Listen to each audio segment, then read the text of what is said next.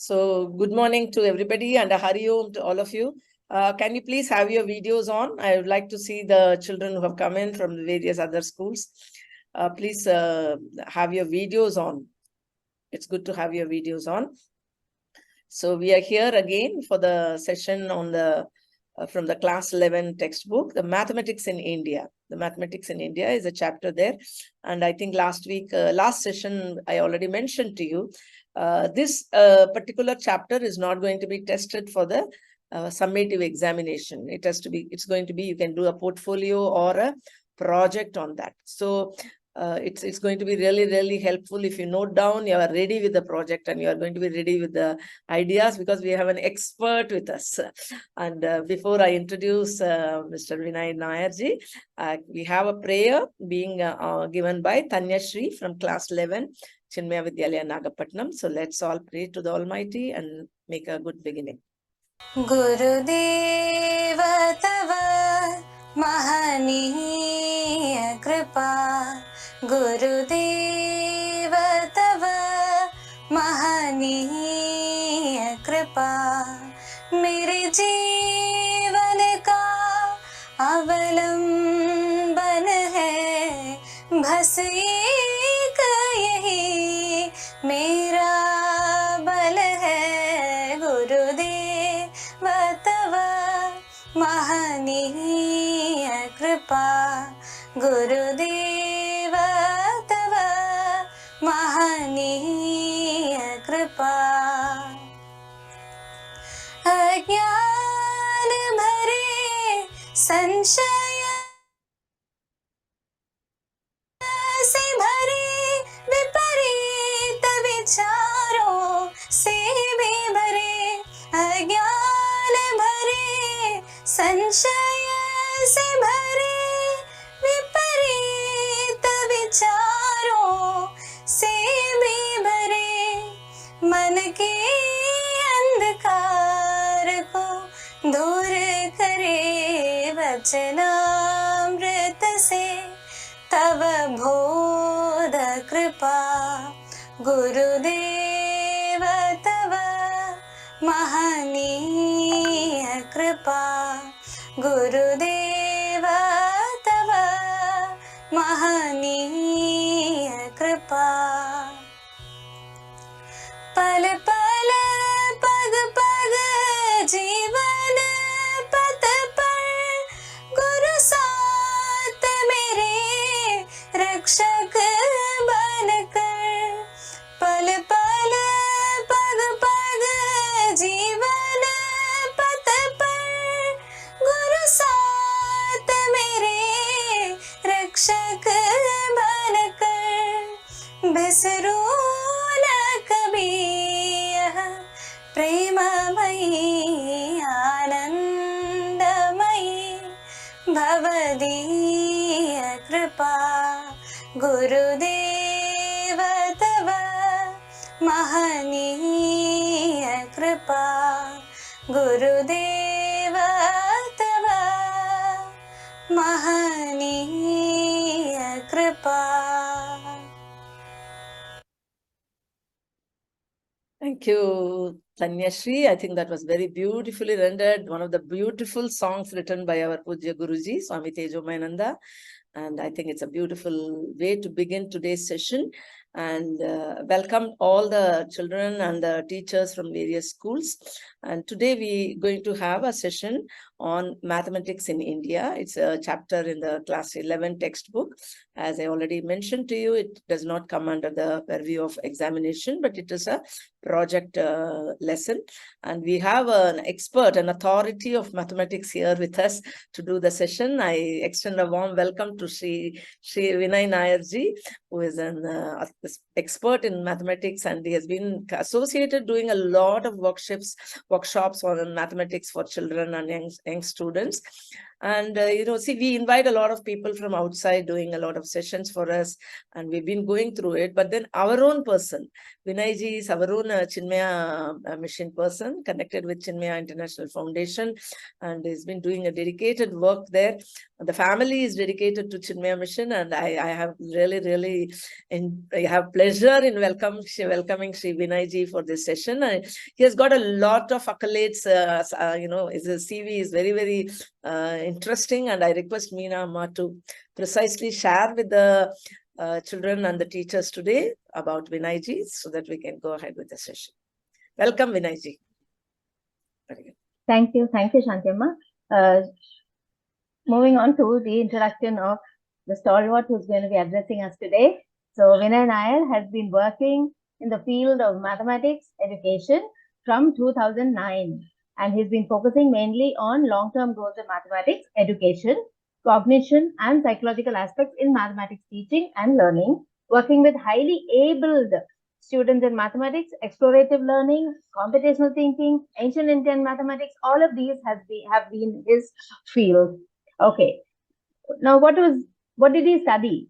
Very interesting for everybody to know. He has a post-graduation in commerce, but he is pursuing mathematics, PhD in mathematics. So you see, anybody can do mathematics. Yeah. And talking about his achievements that Shanti ma'am just now said, he has been the co-founder of Raising a Mathematician Foundation, which is a non-profit organization. And then he's a founder of Vichar Vatika that aims to improve thinking and reasoning skills in children. Then he's been director of Epsilon India, a gifted education program that runs on the same philosophy of Epsilon USA. And then he's been founder of the Math Circle in Dombivli, a part of Mumbai, where he works with underprivileged children. And he's founded the Institute School of Vedic Mathematics in 2009 with an aim to encourage students to take up history and development of math in India and Vedic mathematics. And he's conducted the Ramanujam Yatra, the most interesting one. It's a 5-day outdoor experiential learning program to inspire students to the life and works of Srinivas Ramanujam. And he has presented and published several papers on topics related to mathematics in renowned journals and universities. He is also a TED Talk speaker, and his talks are worth listening to. So please log into YouTube and find and listen to his talks. With this brief introduction, let's welcome Vinay ji with a nice round of applause. Over to you, Vinay ji. Thank you so much, Meena ji and Shanti ji, for those kind words. I'm really happy and quite excited to be in this forum, especially because I got to know that not everybody is from a math background or a science stream. There are students who have pursued commerce, science, and so it's a mixed stream.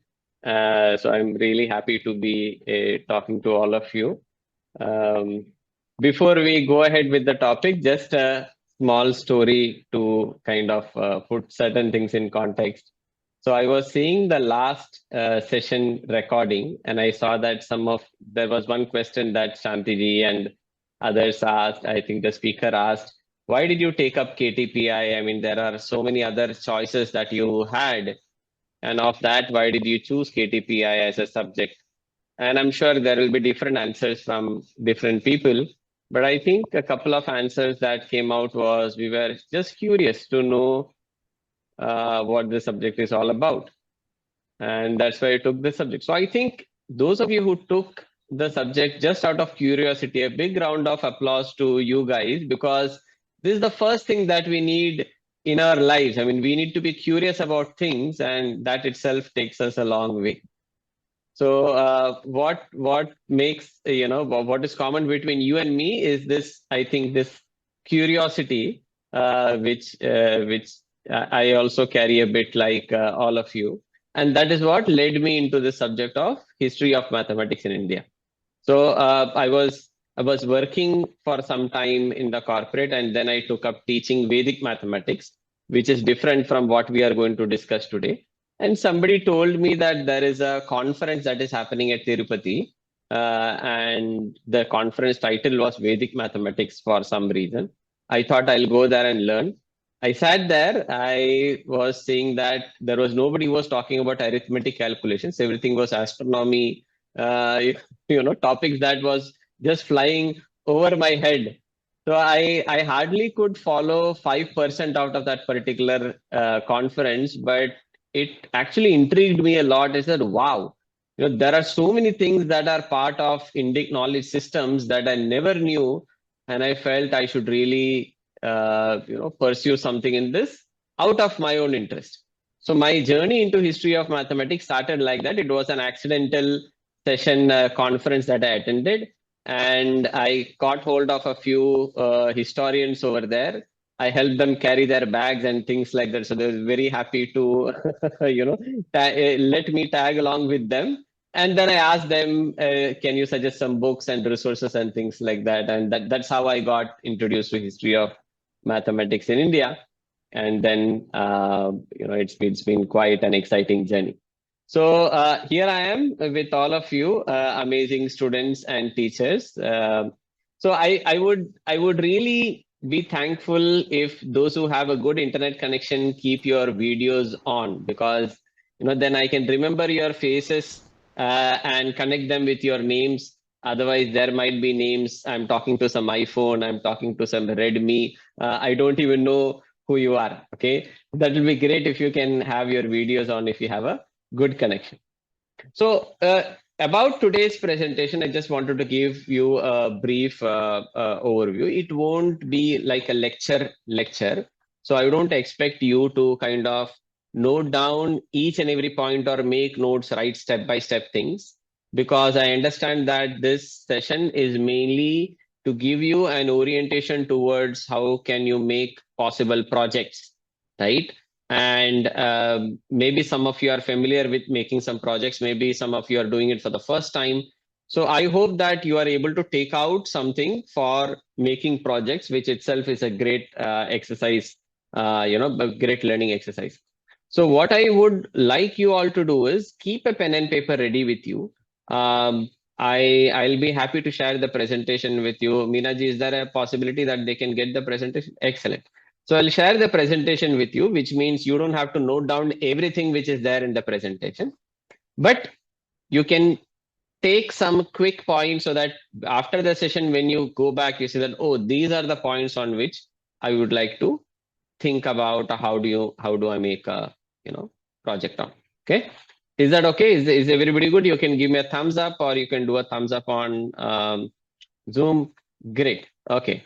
So this is there, and towards the end, I'll also be suggesting some project topics which are just out of my heads, but I'm sure you will have better ideas and you can come up with better projects. So it's not that you have to take up these projects. These are only suggestive indicators. Okay. And one last point, because it is something to do with history of mathematics in India, we are going to talk about history, we are going to talk about mathematics, and we are also going to talk about some other aspects related to history and mathematics of India. So those of you who do not enjoy much of a history, just bear with me with a few stories here and there. Those who are not big fans of mathematics, again, don't worry much about it, because it's not a math exam that you have to take. Just try to see the broader or bigger picture that is going to be there in the session. Is that okay? All right. So, okay. With that, I'll share my screen. Yes. So I hope my screen is visible. All right. So I thought let's start with a small quiz, and you can share the answers in the chat. So this slide is about identify some ancient Indian mathematics. So I'm a mathematician. So I'm going to kind of show some names, and you need to put in the chat which are the ones who are not ancient Indian mathematicians, because then the chat won't get flooded much. Okay. Put the names of the ones who are not ancient Indian mathematicians. According to this, is just fun quiz. Don't worry much about it. Don't think that, oh, is my answer correct or not? Whatever you feel from the names, if you can put in the chat, or if you are on Zoom, you have access to a microphone. You can even say that aloud. Just unmute and say which of them are not ancient Indian mathematicians.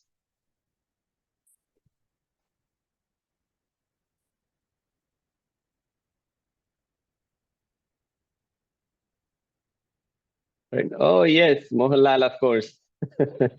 Okay. Who else?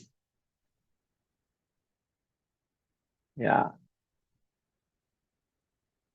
Okay.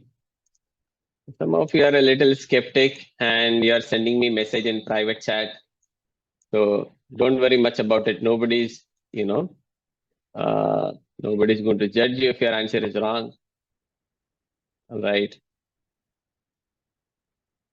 I'm surprised. I just put one of my namesake over there and nobody said that. So there is nobody named Vinay Acharya who was a mathematician. And of course, there was nobody named Mohanlal. Kaprekar was an Indian mathematician, but not an ancient Indian mathematician. He was a more recent. Everybody else was, somebody who contributed to mathematics in India. But then I don't know whether I can call them as mathematicians. You know why? Because they were mainly astronomers or they were into something else, and math was something that they all did by the way. In Hindi we say, chalo, chalte chalte kuch karte hain. We will do math, and they were excellent mathematicians, So, but your answers are correct. Mohanlal was perfect, bang on. Okay. Well, here's a slightly more challenging. So there are certain contributions that happened in mathematics, different areas of mathematics. So again, mention the ones which are not India's contribution. This just to check, do a fact check about what all you know so that I can proceed accordingly in the session. I can pace it up accordingly.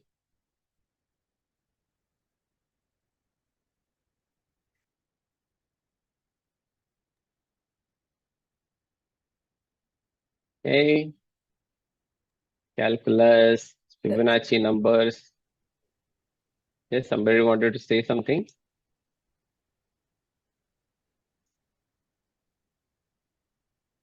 You can unmute and speak also. Yeah. Allow that, Meena, as a host letter, can we allow them to unmute and speak? Yes, Trigonometry. All right. Okay, nobody else wants to check. You can use ChatGPT if you want. Just kidding. Yes. So vectors is one area that we do not find in history of mathematics in India. And coordinate geometry also is one area that we do not find in the history of mathematics of India. Everything else we find, oh yes, concept of angles also is not found in the history of mathematics in India. It's very interesting, right? Without the idea of angles, they were doing all geometry. There was no concept of acute angle, obtuse angle. Of course, right angle was there, but not like a degree or a radian measure. Okay. So this is something that you can note as a, highlight.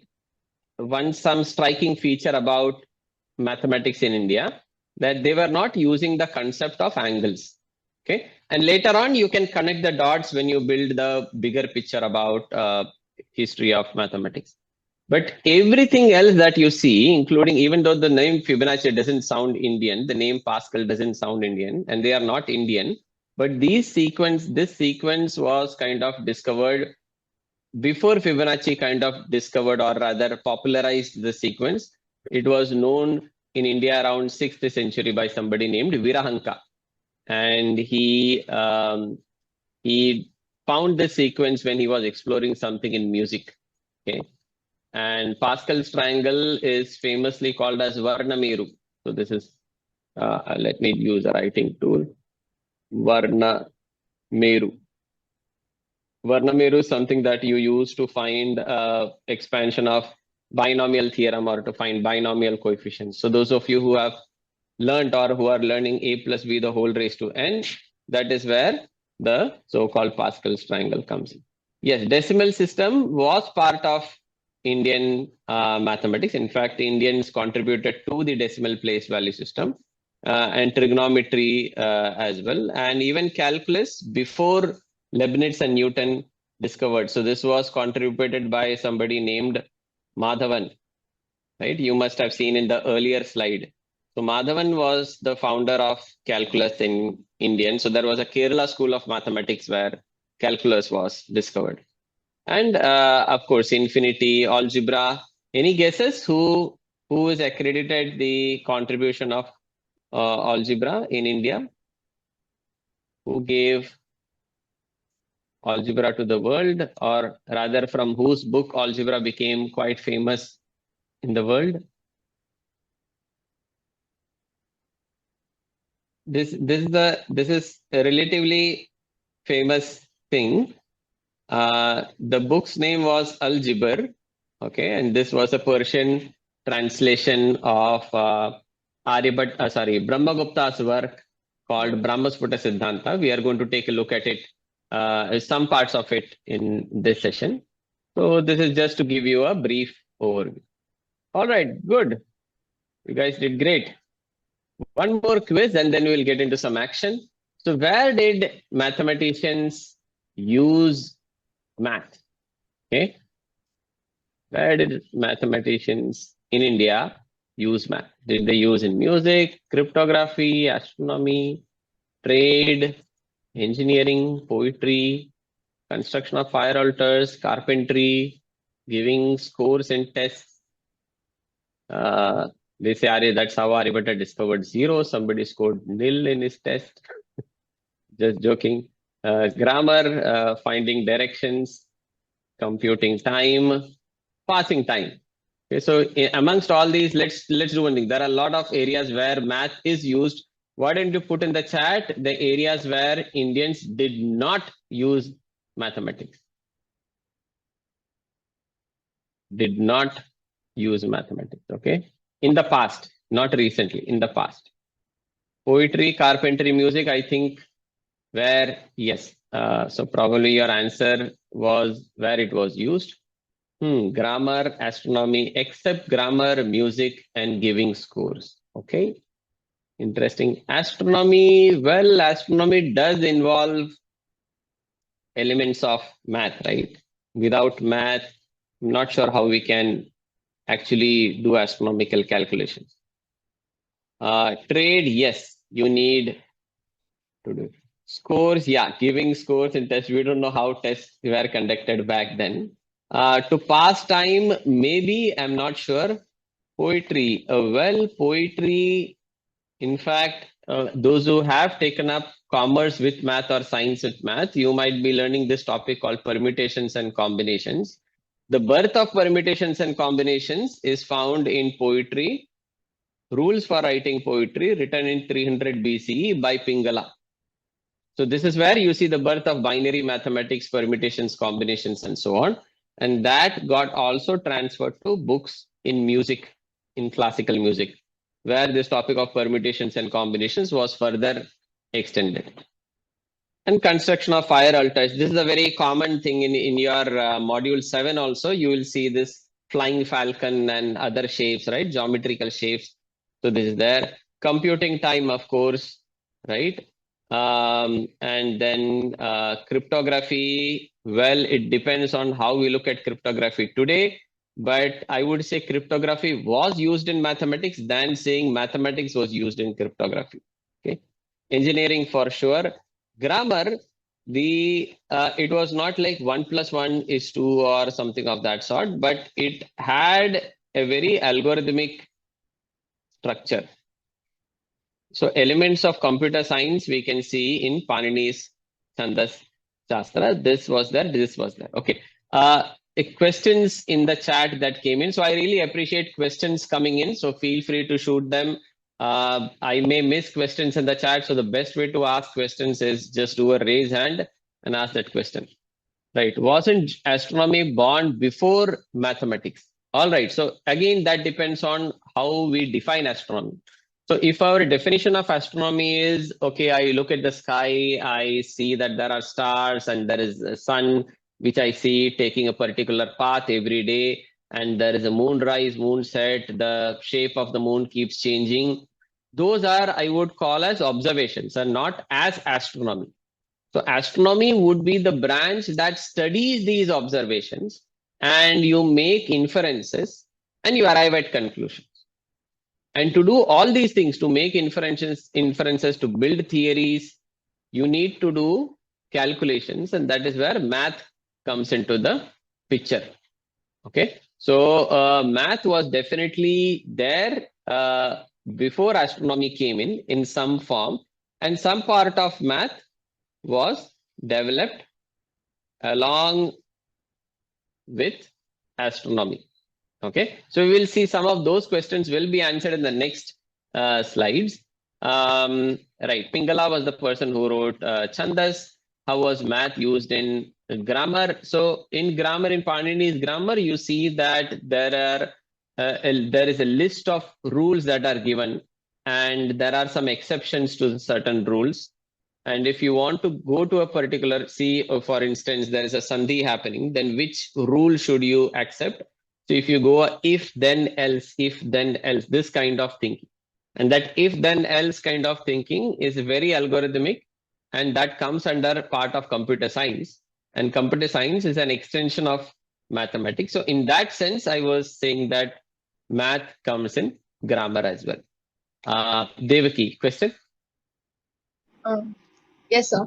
Our first chapter in KTPI, Astronomy in India, it begins by saying that in every ancient culture, astronomy was born before mathematics. There is in fact no need of maths to look at the sky, observe the periodicity of the moon's phases, of a few identifiable planets, the northward or southward journey of the sunrise, on the eastern horizon through the year. So basically, the first paragraph says that maths is not needed in astronomy. So, which is where I put my disclaimer. It depends on what we define as astronomy. And what I was referring to as astronomy is the study of these where we have to make inferences and kind of build theories. So, okay, so even for theory building, that is it the sun going around the earth or is it the earth going around the sun? There is no math needed. You can just build theories, right? So I go with you on that particular statement. But if you want to make a calculation that how many days does it take for the sun to go around the earth in those times, right? If you have to do that calculation, then won't we need math? Yes, sir. So it isn't that, but if astronomy is just about looking, okay, what's there in the sky, which is where, and those things, there is no need for math. And probably as it is rightly put there, that is what man started doing first. They just started because there was no Netflix and those things. So we just, the only source of entertainment was to just look up in the sky in the evening and you see a lot of things about which you can be fascinated about. So if that is what we call as astronomy, then yes, astronomy came before math. But if we are talking about the math and science in astronomy, which requires calculations, then math came before astronomy.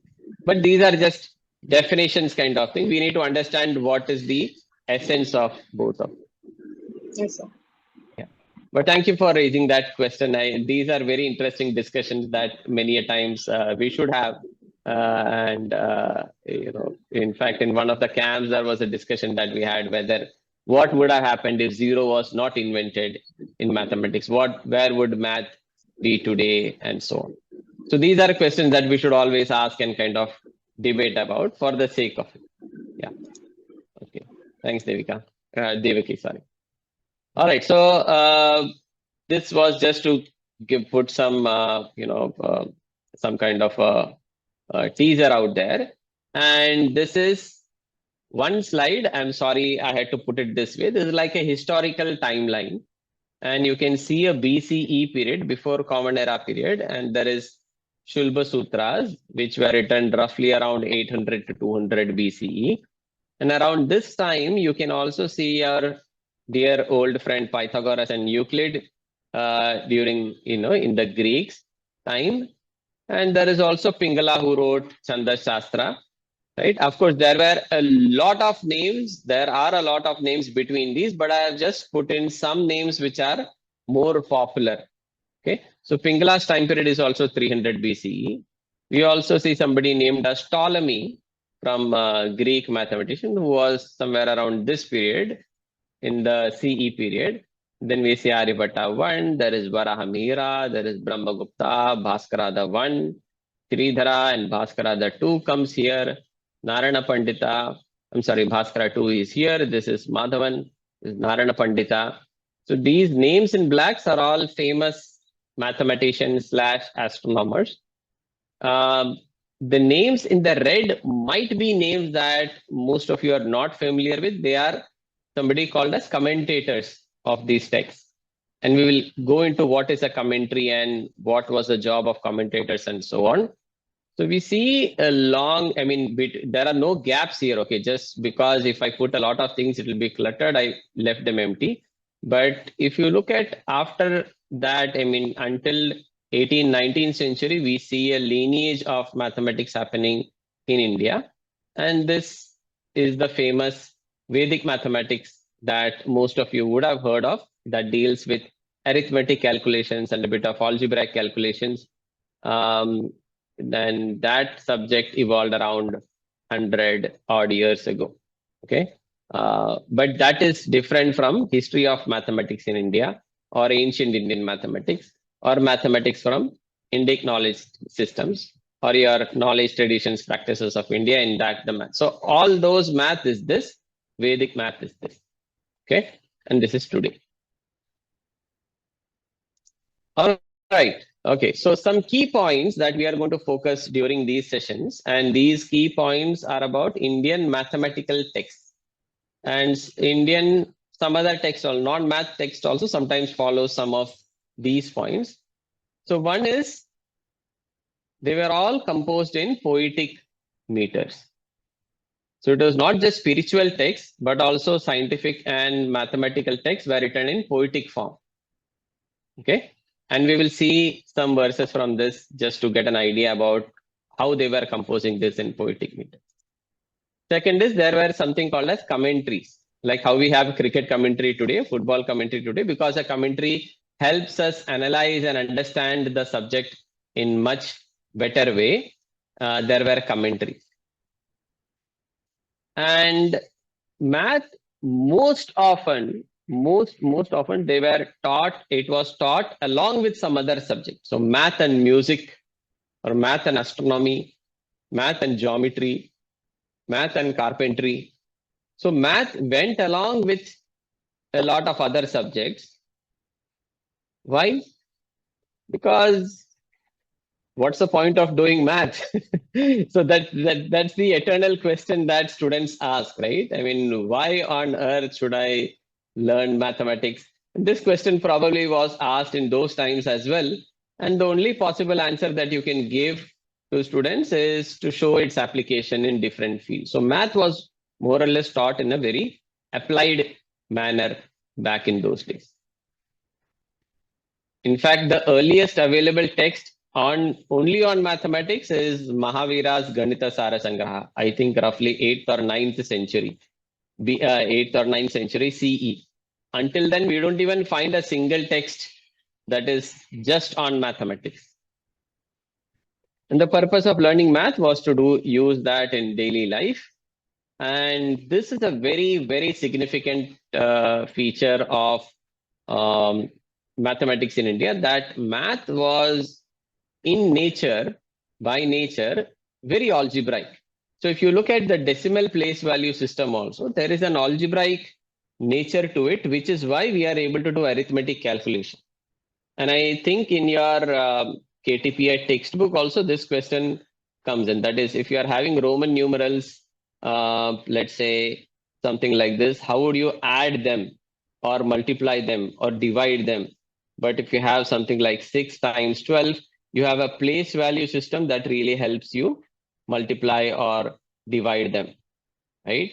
And this place value system, if you look at it, it is nothing but 10 power 0, 10 power 1, 10 power 2, 10 power 3, and so on. So when you are putting it is something like x cube plus 2x square plus 3x plus 4, where x is 10, right? And this becomes 1000, this becomes 200, this becomes 30, and this becomes 4. So this is 1234 because of place value system, and because place value system is algebraic in nature.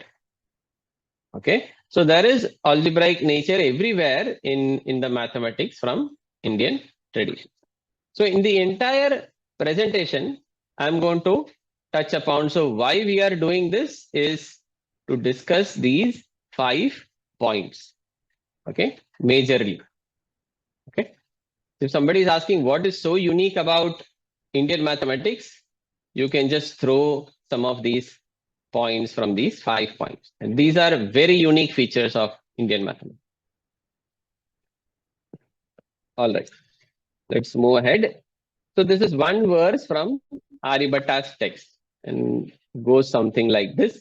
I cannot put it in a nice tune, but Chaturadhikam Satam Ashtagunam Dvashashtistata Sahasranam Ayutadvaya Vishkambhasya Asanno Vritta Parinaha. What does that mean? Chaturaha. Chaturaha is 4. Adhikam means add or more. Shatam. Shatam, shatak, means 100. Ashta. Ashta is 8. Gunam. Gunam means multiply. Okay, so you add 4 to 100 and multiply by 8. That is what it means until here. Dvashashti. Dva is 2. Shashti is 60. Dvashashti is 62. Sahasranam. Sahasra is 1000. 62,000. Ayuta. Ayuta Dvaya. Ayuta is 10,000. The name for 10,000 is Ayuta. Dvaya. Dvaya means twice. Vishkambha. Vishkambha is diameter. Asanno Vritta Parinaha. So Vritta is circle. Parinaha is circumference. So what is Aryabhata trying to say through all this? He's saying the approximate measure of the circumference of a circle with diameter 20,000 is 62,832. What do you think is he trying to give here? Any guesses?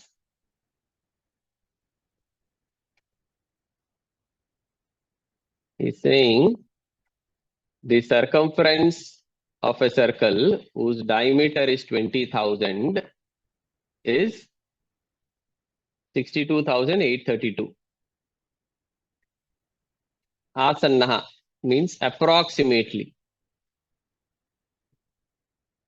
Any guesses? Oh yes, there you go. VBCV Jamshedpur.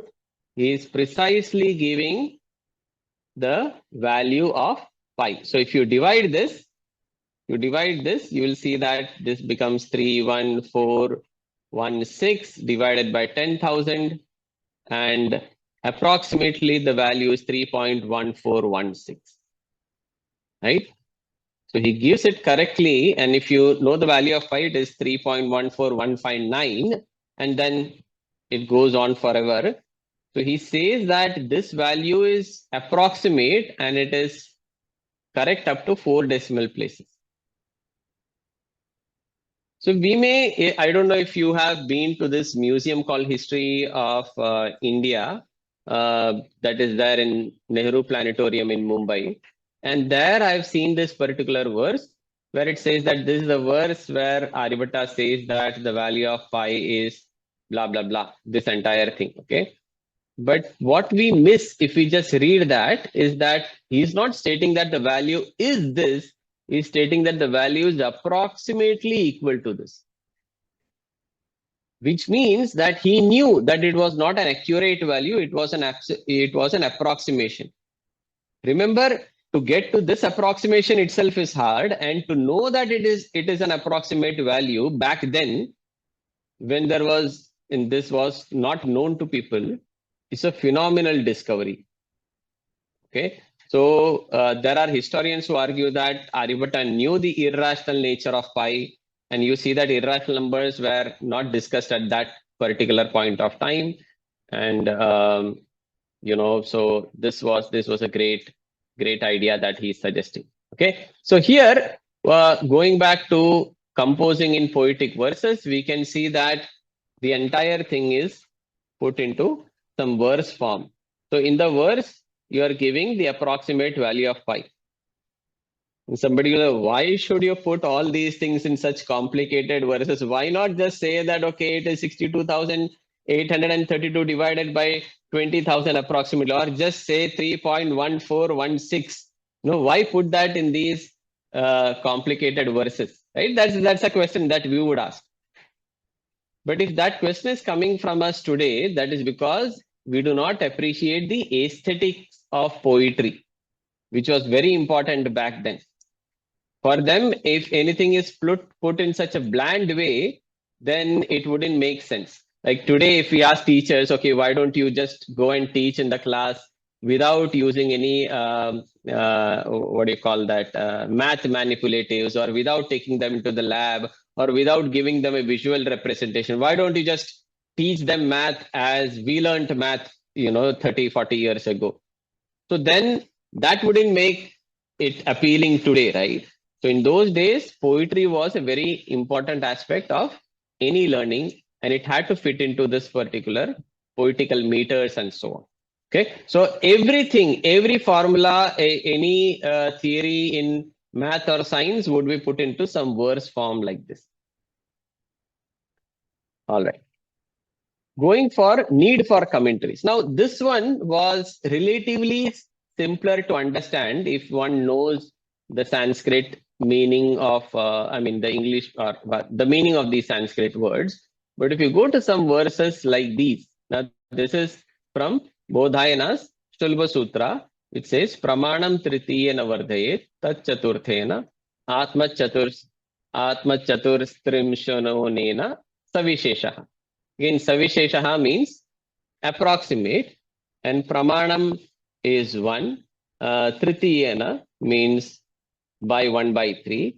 Tat Chaturthena, that means 1/4 of this 1/3, and you multiply that by 1 minus 1/34. Okay, this is what the rule says.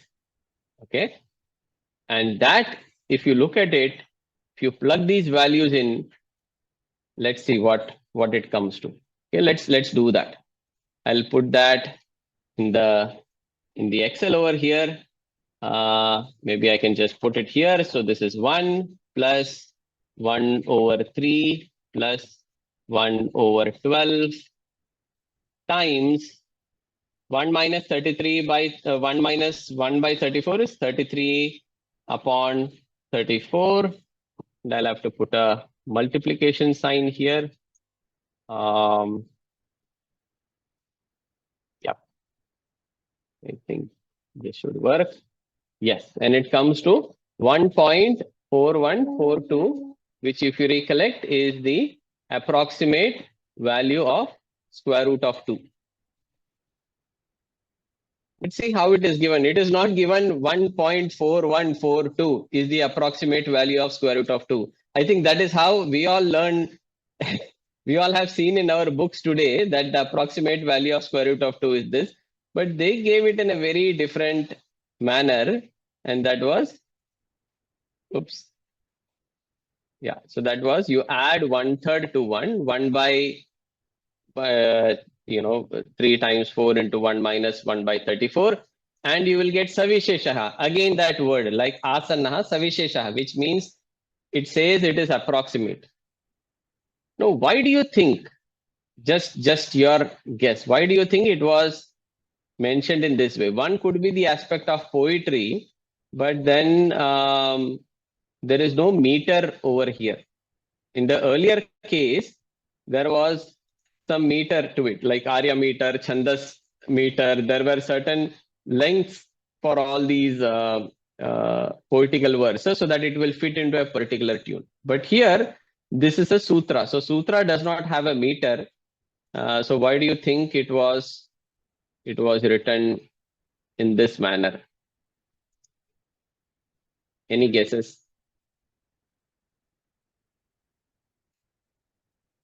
So one of the possibilities is that this gives a way to geometrically construct square root of 2.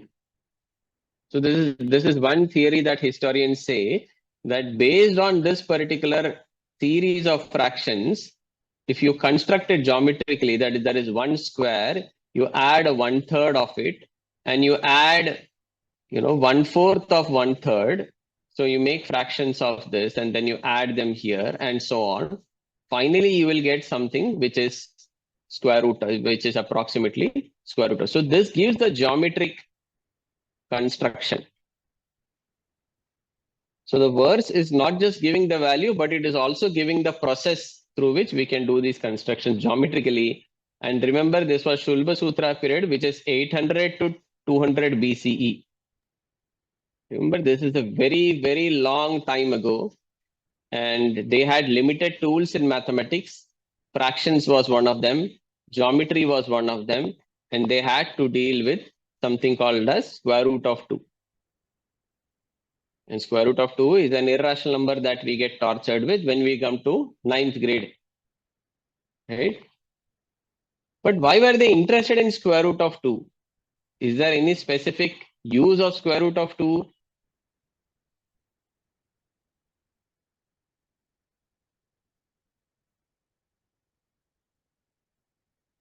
So they had to construct all these yagashalas and homakundas and square shapes and so on. And like I said, they did not have the angular measurement. So there was no protractor available and things like that. So many a times they had to measure the diagonal of the square. And as you know, if the side of the square is 1, the diagonal is square root of 2 using Pythagorean theorem, right?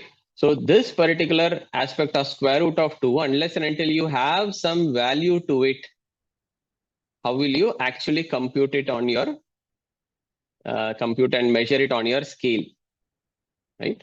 So that is where one of the main use of square root of 2 was seen. All right.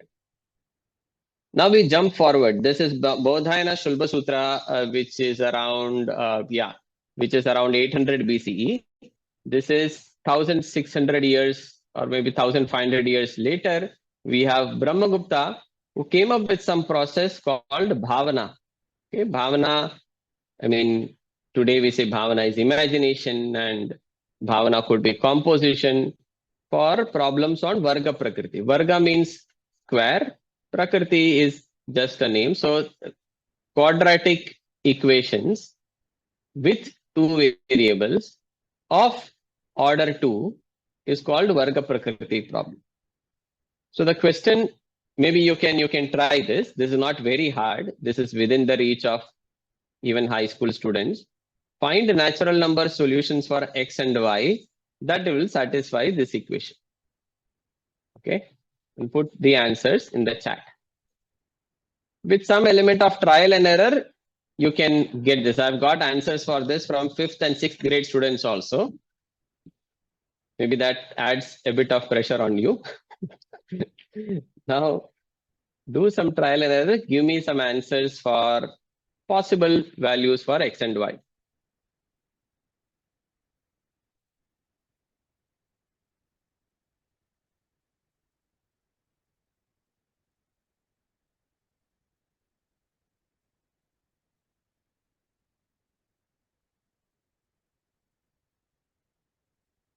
Let me see which school gets it first.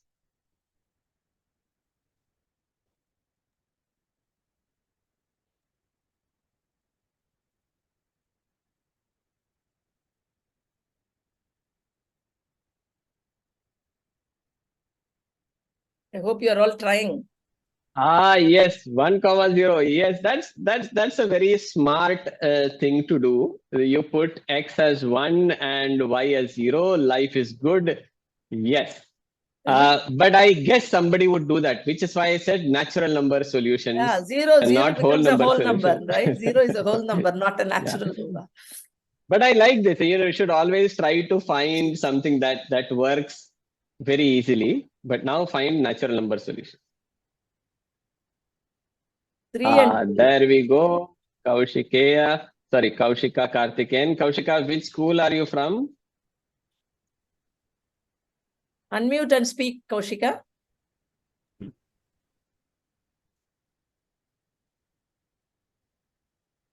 Nagapatnam. Nagapatnam.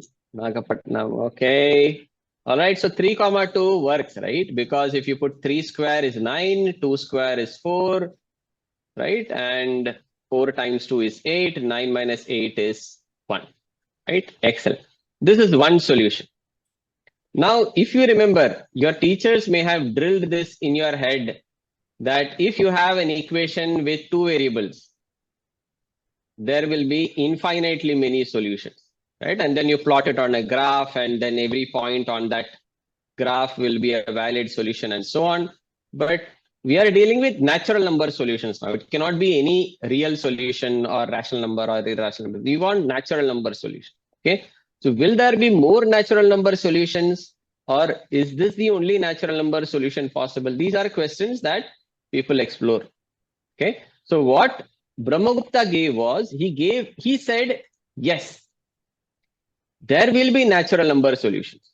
Not one, not two, but infinitely many natural number solutions if we can find at least one solution. That means if there exists one solution, then there are infinitely many solutions for this.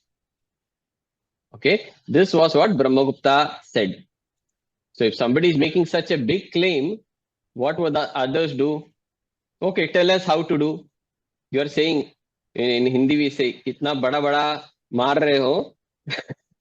Tell us what is the method, or how do we do that, right? So he gave a method to find the next solution. So I would want all of you to note these solutions, because we are going to do something with this. And if you have a direct computer and things with you, I would want you to find the ratio between x and y. Okay, find x upon y in a calculator or a computer for 3,2, for 17,12. And the next, so 17,12 also, if you do 17 square, it is 289. 12 square is 144. And times 2 is 288, right? So the difference is 1. So 17,12 also works. The next solution is actually 99,70. Now, what do I mean by next solution? Between these, there are no other solutions. See how the solutions are increasing in their size. It is growing larger and larger. The next solution is 577 upon 408. Okay, 577 upon 408. Now I want everybody to, like I said, plug this in. Find what is the value of 17,12, what is the value of 99,70, what is the value of 577 upon 408. Put that in the chat. What do you think is common between these values? 1.5.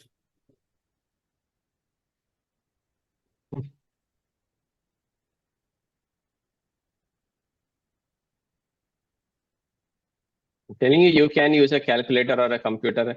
Sorry for those who are not sitting in a computer lab, PIRS and some other, but you can work it out. I mean, it's just at least till 1 decimal, please.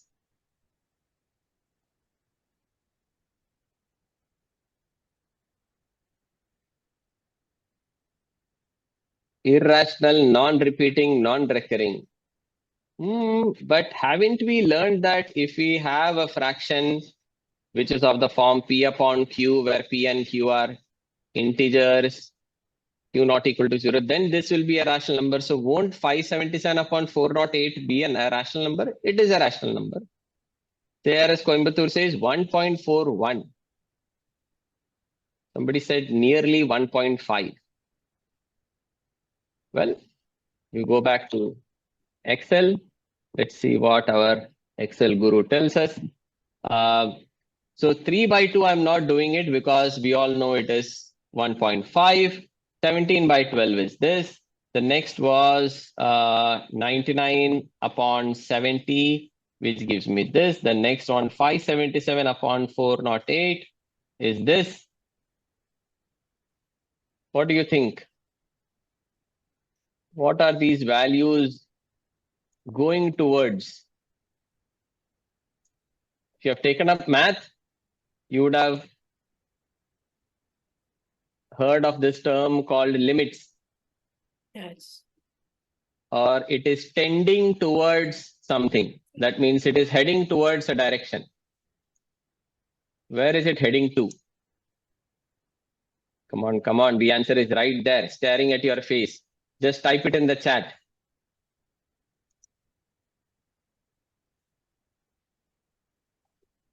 Square root of 2, right? And that is what we just saw in the previous slide. It was square root of 2 that our dear friend Bodhayan also was talking about, right? This was square root of 2. 1500 years later, math is still talking about square root of 2, but through a different process. There, Bodhayana was dealing with fractions. Here it is something to do with something called as quadratic indeterminate equations, and we get better and better approximation. So 577.408 is a better approximation. You can see that it is 1.4142, and the next places will be actually better approximation than this one. Okay, so in short, what he gave was, he gave a way to find square root of 2. This is a slightly harder question, but I would be really happy if somebody wants to go for it. And just your guess. Why do you think it is leading to square root of 2? Why not square root of 3 or square root of 4 or square root of 5? Why square root of 2? Make a guess.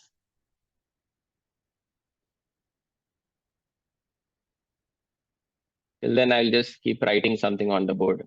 But you can focus on what you want to say.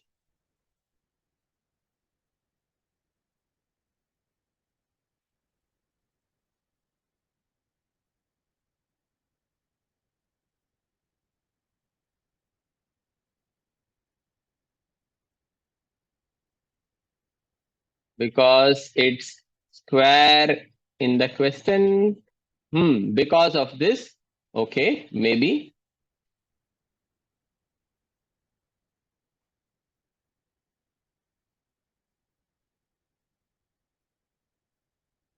Okay. Suppose this was not square. So what I've done is I've done a simple, manipulation of that equation. And if it was x square by y square is equal to 2, can I say that root 2 is equal to x upon y, taking square root on both sides, right? But this would make our math teachers very angry, because the previous session, the teacher would have told us that root 2 cannot be expressed as x upon y.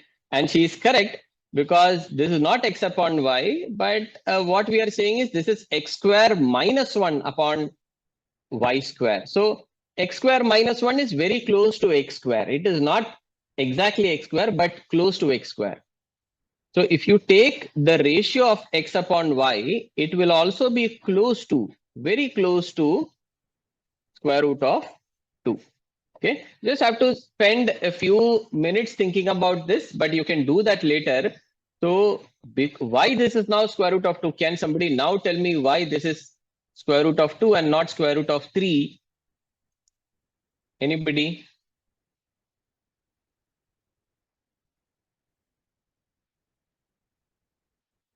All right.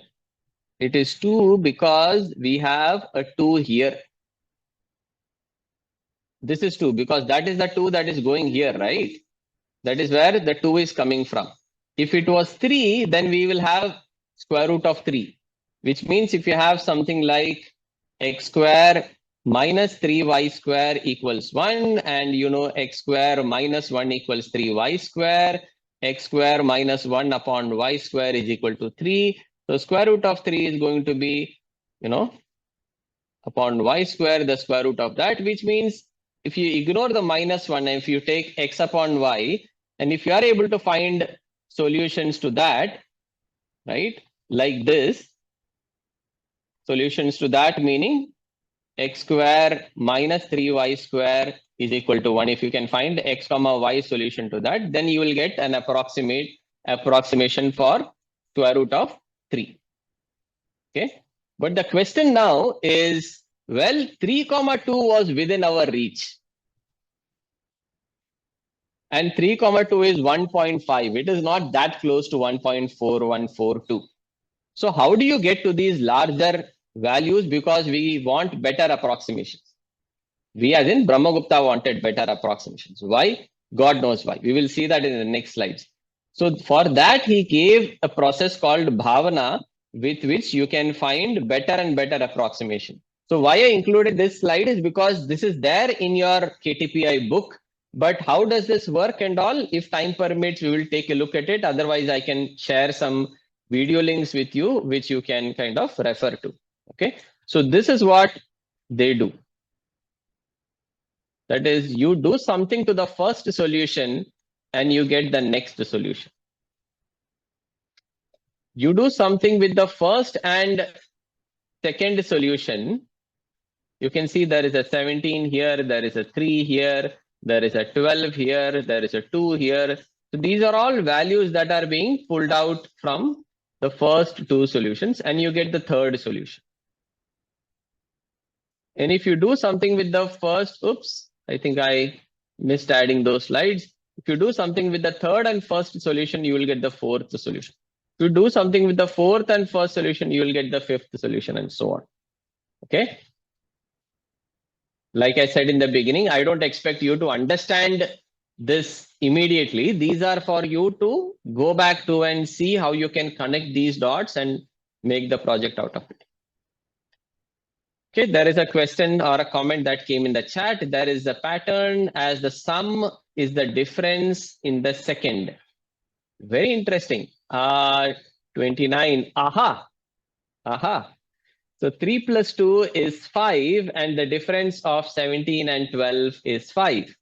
The difference of 99 and 70 is 29, which is the sum of 17 and 12. Wow. That's an amazing observation. Vidhan. Okay, Vidhan Sethi. Good going. If you take the addition of 70 and 99, you get 169, and that is the difference of these two, right? And you can find such differences, and then, I mean, these are patterns, of course. With differences, you will get so far, but you need the Bhavana process. So what is the Bhavana process and all is already there in the KTPI thing, but I can share another link where this is explained in a more detailed manner if somebody wants to look at it in detail. Okay. All right. So now coming to the question of why we are doing this, because all this explanation that Brahmagupta is giving is not sufficient for a layman or a mortal like us to understand. So that is why there were need for commentaries where commentators will expand. You will say, boss, this is what Brahmagupta was trying to say, and they will give 2-3 exercises examples, and then we'll be able to understand that in a better way. Okay, so that's the need for commentaries. Okay. Next 2 slides are pretty quick. Interdisciplinary learning. So this word appears more than 60 times in NEP, interdisciplinary. So this is of utmost importance in today's times. And we find something like that in Pingala's text, where he gives problems like how many combinations of Laghu and Guru syllables can be made in a verse with 4 syllables. That means you have a line in a poetical verse which has 4 syllables, and every syllable can be a Laghu or a Guru, a short syllable or a long syllable. So one possibility is you can have it all long, or you can have it 3 long and 1 short, or you can have the third one Guru and the last one, everything else Laghu. So like this, how many combinations exist? And this is where, like I was saying in the beginning, we see the birth of binary mathematics. This is binary because Laghu, Guru. There are only 2 options. Like 0 and 1, Laghu and Guru. If you replace all Gurus with zeros and all Laghus with 1, you will get a binary listing. The students who would know the basics of binary mathematics, you will be able to see how many possible combinations exist and how this is connected to binary math. Okay, somebody messaged to me, the number of combinations is 120. Well, it won't be 120, it will be 2 power 4, because at every place there are 2 possibilities. And there are 2 times 2 times. So this is again permutations and combinations. I'll not get into the math because I know some of you may not have that exposure to the math that is discussed here. So interdisciplinary learning, we find math knit along with a lot of other subjects like poetry, music, astronomy, and so on. Now, what is the point in doing math? We use, I mean, if somebody is not dealing with poetry, somebody is not dealing with astronomy, what will that poor fellow gain by learning mathematics? Well, they will learn in their day-to-day life. So there are a lot of problems from history of mathematics in India that talk about commercial mathematics. So like this one from Ganita Kaumudi. Ganita Kaumudi was written by Narayana Pandita. An amount is lent, I'm sorry, I put an alarm just to keep a sense of the time. Yes, an amount is lent at the rate of 5% per month. The period of installment is 2.5 months. The amount of interest is 15. At the time of the beginning, free from the debt is 30 months. If you know, tell the capital and interest. Right. So this is the simplest of problems I could find in that. There are more complex problems with interest percentage varying from certain periods and so on, and they were all doing it by hand, trust me. Okay, so you can find a lot of commercial mathematics problems. In fact, this would be more interesting for commerce students or CA aspirants. You'll find that more interesting. And coming to the last part, where we'll try to get into some bit of action, where we'll get our hands dirty again by doing some calculations. This is Brahmagupta's mathematics, and this is where I want you to understand how Brahmagupta starts from one topic and then jumps to another and then to the third topic. So he keeps jumping like a monkey from one branch to the other. He keeps hopping onto different branches of mathematics. So all of you know what are Pythagorean triplets? Pythagorean triplets is a set of 3 natural numbers, A, B, and C, such that A square plus B square is equal to C square. Just, dusting off some some dust from your mind in case you've forgotten. Right. So the question is, find 5 Pythagorean triplets. They will say, okay, we know 5 Pythagorean triplets. 3, 4, 5 is the first triplet that was introduced to us when we were in school. 5, 12, 13 is the next one. Maybe 8, 15, 17. And any other suggestions apart from these 3? In the chat, 2 more. 2 more triplets.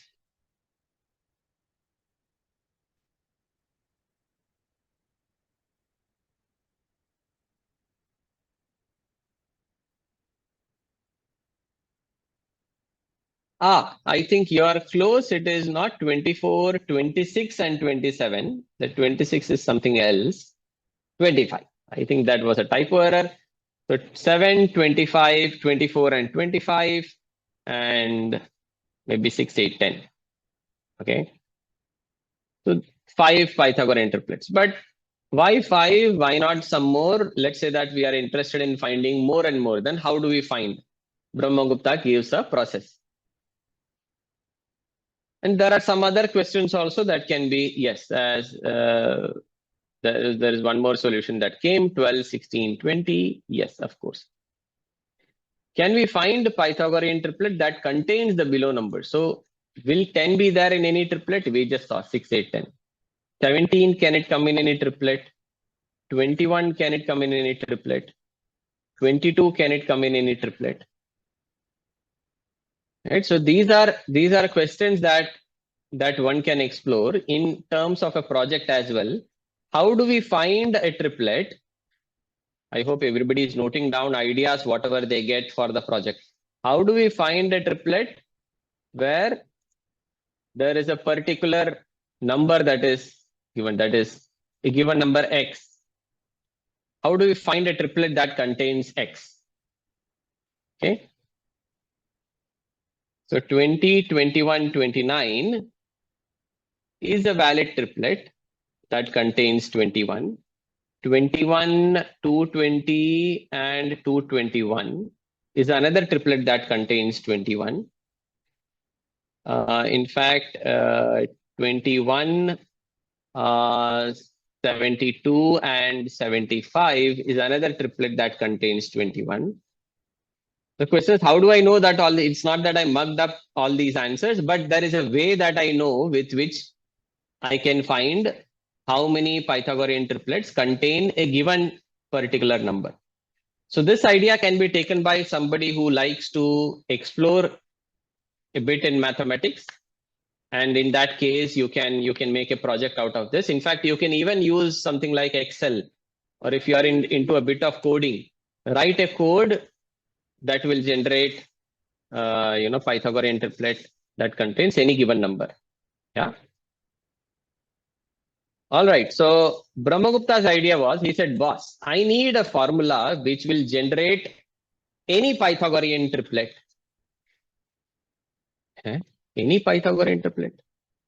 All Pythagorean triplets. Can this generate all Pythagorean triplets? So he said, well, if I know 3, 4, 5 is a Pythagorean triplet, 6, 8, 10, 9, 12, 15, 12, 16, 20, they are also triplets. In other words, if ABC is a triplet, then AX, BX, and CX are also triplets. So I'm interested in finding all the primitive triplets. By primitive, I mean something like 3, 4, 5 with which you can generate others. Or 3, 4, 5 where the GCD of 3, 4, 5 is 1. So such triplets are called primitive Pythagorean triplets. So he said, use these expressions, m square minus n square, 2mn, m square plus n square. Take natural numbers m and n, plug them in. What do you think will come out if you put m and n? What are the values that will come in these boxes? Put it in the chat. This will do a little quick, okay? I'll give you about 10 seconds for every problem.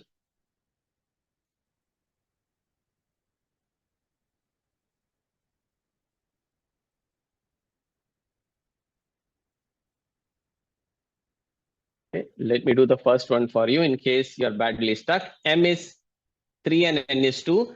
So 3 square minus 2 square is 5. 3 times 2 times 2 is 12. And 3 square plus 2 square is 13. Right? So this is 5, 12, 13. What about next one? 4 and 1. This should be easier. 4 and 1.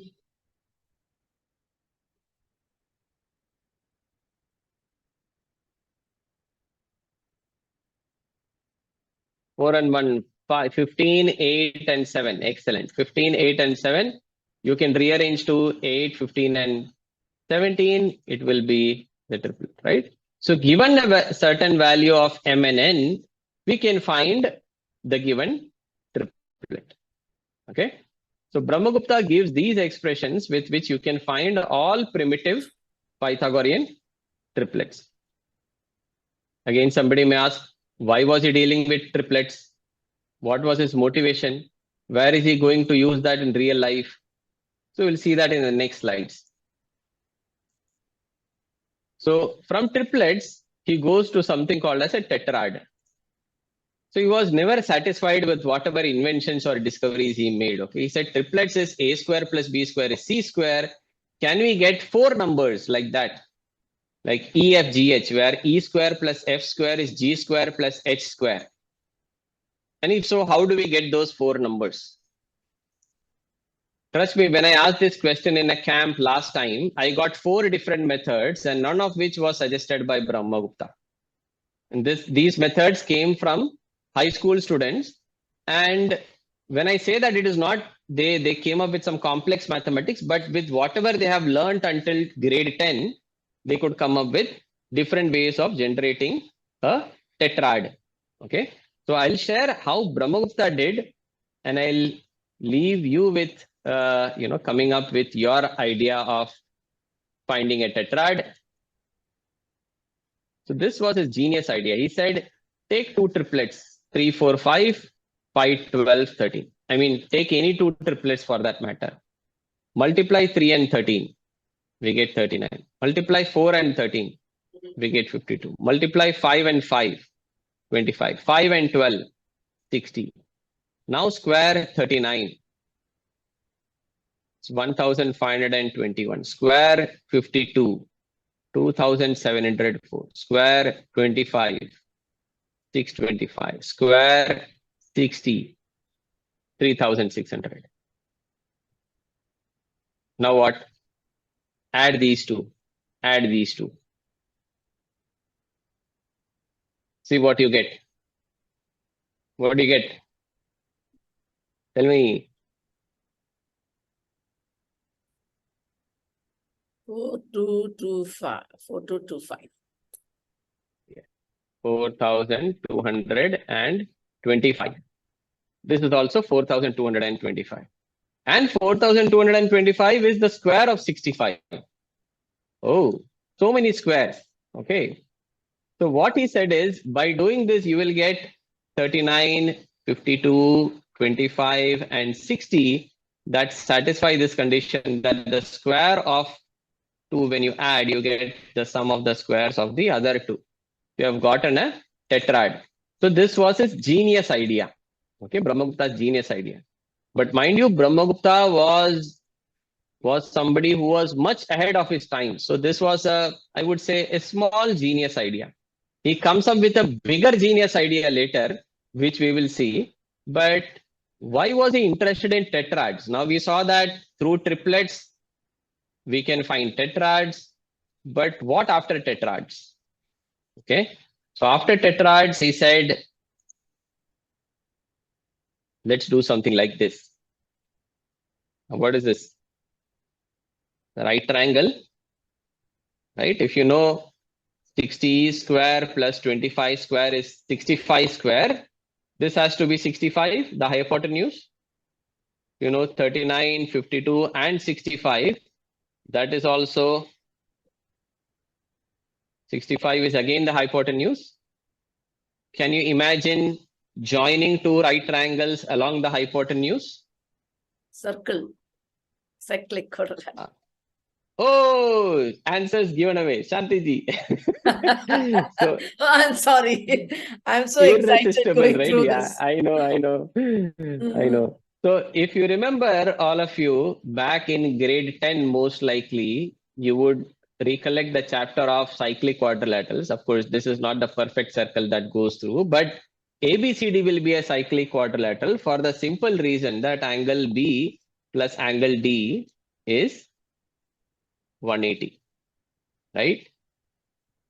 So the application of tetrads, which is something that we are exploring in number theory, we can find in geometry.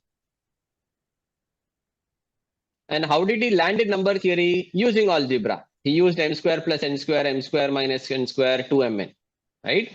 Now it goes to tetrads and then cyclic quadrilateral. So the next slides are a little fast. Again, like I said, just to give you an overall picture, a bigger picture. I hope these numbers are kind of readable. They are not for me, but I am sure you will have a better eyesight and a bigger screen. So this is 25 and this is 52. This is 60 and this is 39.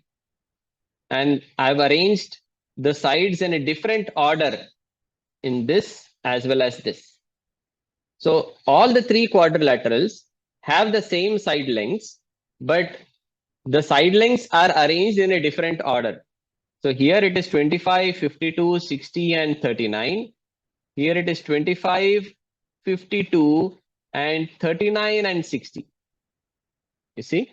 So what has happened is, it's as though you have cut this triangle and you have flipped it over.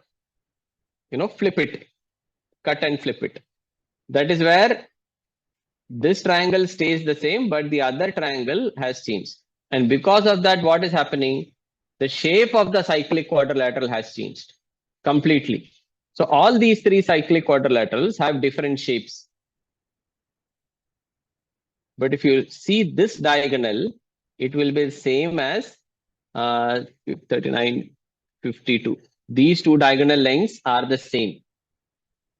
But the other diagonal, this diagonal length has changed. It has changed to something else because of the flipping. And when you look at it, it will, again, you will see that this is 25, 39, 25, 39. So this is going to be the red diagonal length, and this is going to be the blue diagonal length. Uh-oh, what is this? You can, in a quadrilateral, you can have a red diagonal and a black diagonal. Of course, diagonals don't have colors, but I'm just representing them using different colors. You can have something like this. You can have a red and a blue. So there are three possible pairs of diagonal lengths in cyclic quadrilaterals with 4 given side lengths. And this is something that from Brahmagupta to Narayana Pandita's time, explorations happened, and they came up with some interesting facts about cyclic quadrilaterals, which I will just put on a slide and you can go through it later, because I think I will otherwise fall short of time. You can make observations. What happens when 25 is opposite to 60?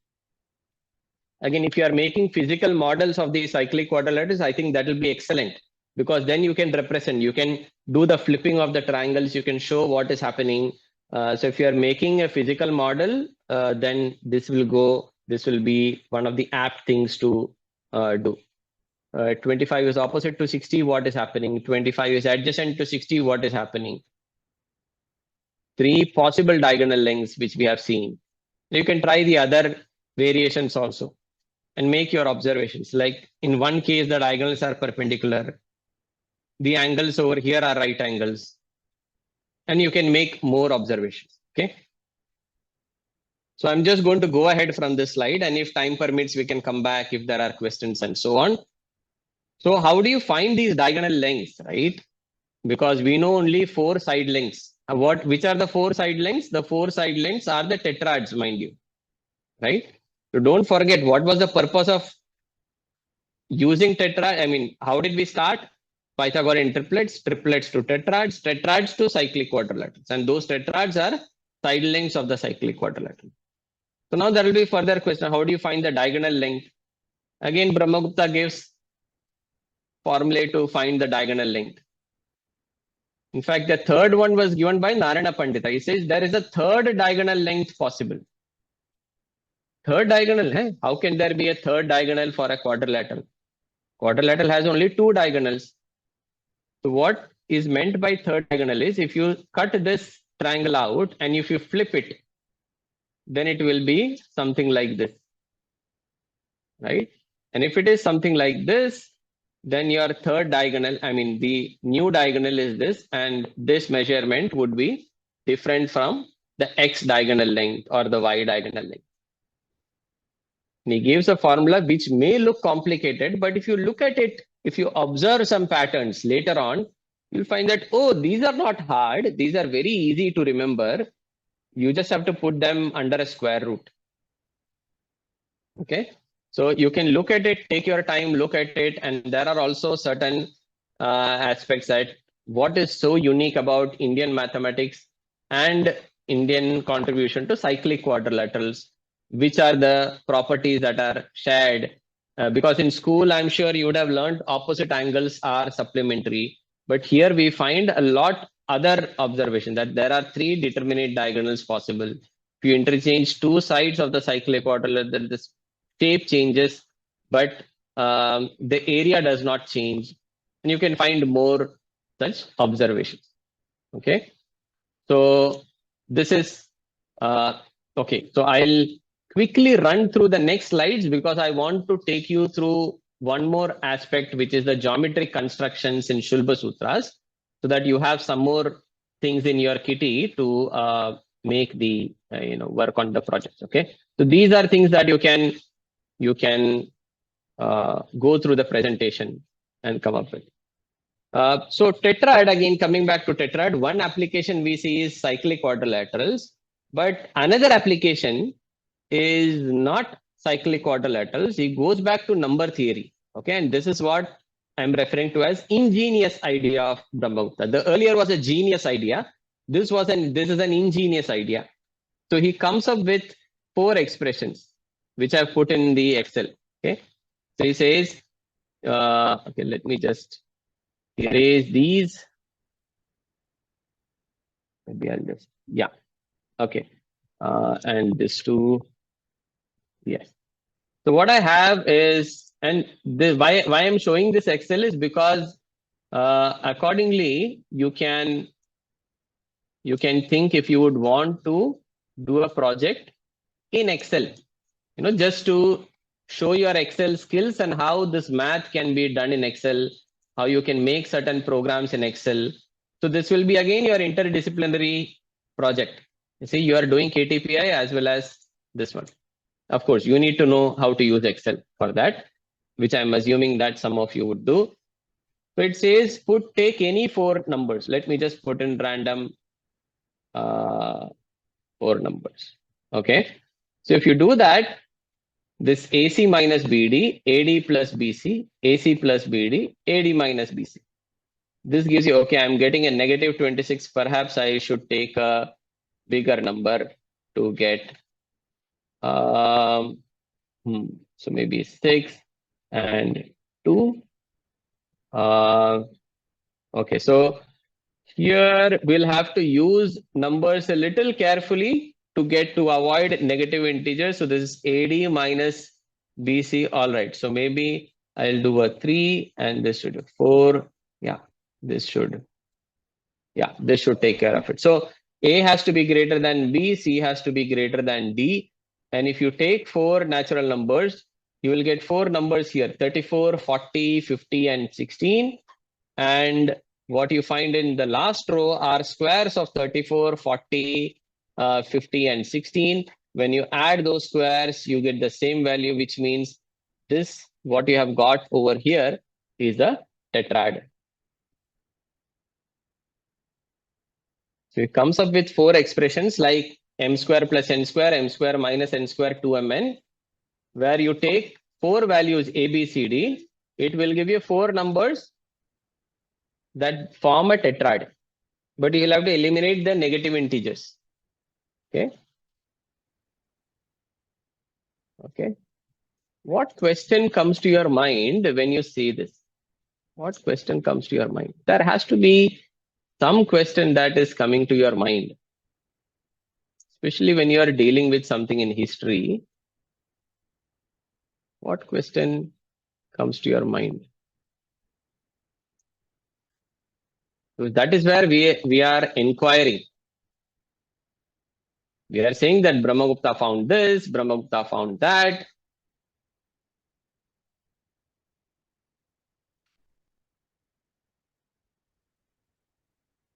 Any curious thoughts? It's a very simple question.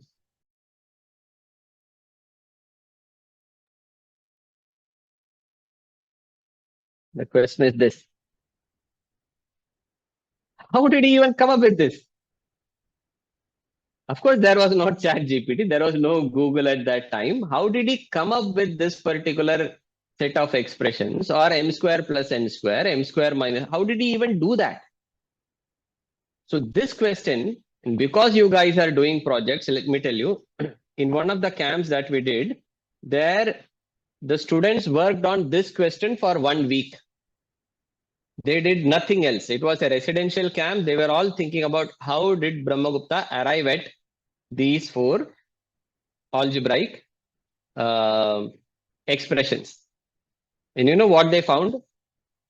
They came up with a beautiful idea, a plausible conclusion, which starts with Pythagorean triplets. So they were able to do some algebra starting from Pythagorean triplets, moving to tetrads, which leads to this particular expression. You know what all this means? This means that your number theory, your algebra, your geometry, these are all things that we can name for the sake of classification. But they are all like Rama, Krishna. In essence, they are all the same. We call them by different names, and there are a lot of areas where each one of them shows the same characteristic as the other, or which is a combination of all of these.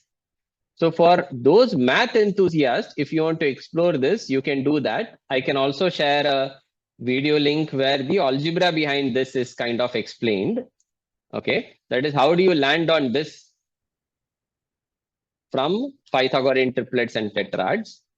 Okay, so that I can share, and I'll now go to another slide. Another PPT. I know that I have about 5 minutes, so I just want to run through this particular presentation, which is of a different nature, not of this kind of math heavy stuff. So for some of you who may want to avoid a lot of math and still do some project, this is a presentation on Shulba Sutras. I will share this presentation so you don't have to read through it right now. It talks about how should a Shulba Sutra Kara be, and what are the qualities that they should have. It talks about the topics covered in Shulba Sutras. And then it moves on to how do you construct a square with a rope and a nail. Now, what is this rope and nail business? So today we have compass, we have ruler, we have protractor, we have set square, we have a divider, we have all these instruments. But 2,500 years ago, none of them existed. So how are they able to do amazing math? How are they able to do things with precision? And there we see that the two instruments that they used was a rope and a nail. Very simple. You just tie a rope in your hand, carry a few nails in your pockets carefully, and then you can do these geometry constructions. Okay. So I've tried to put them in a way that is understandable when you look at it. So the question in front of us is, how do you construct a square whose side length is this much? This blue line length. What is the length is not given. So you don't have a scale, mind you. You have only a rope and a nail. With that, you need to do. Wherever you see a point, it refers to a nail. So you put a nail there. Okay. So this is the midpoint of the line segment. You put another nail there. So I hope everybody is clear. Your objective is to construct a square whose side length is this blue line. So what you need to do is you need to draw a circle with this radius and then draw two other circles with radius as this blue line. You will have to take your time to go through this presentation, but it's a very interesting construction. Then it says join these 2 points where the two bigger circles meet. And then you take this point, which is kind of, this point here, over here. Put a nail there, you construct this circle. And then you take this point. Put a nail there, construct this. Put this point. Take this point. And you mark these 4 points. Okay. And you join them, and lo, there comes your square whose side length is the blue line. Now, this may look difficult for us, and trust me, it is not easy.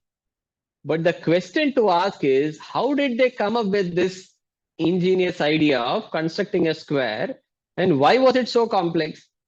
Probably because they didn't get a math teachers like you guys got. Right? And they were constructing using their own ways, and they had rudimentary instruments, right?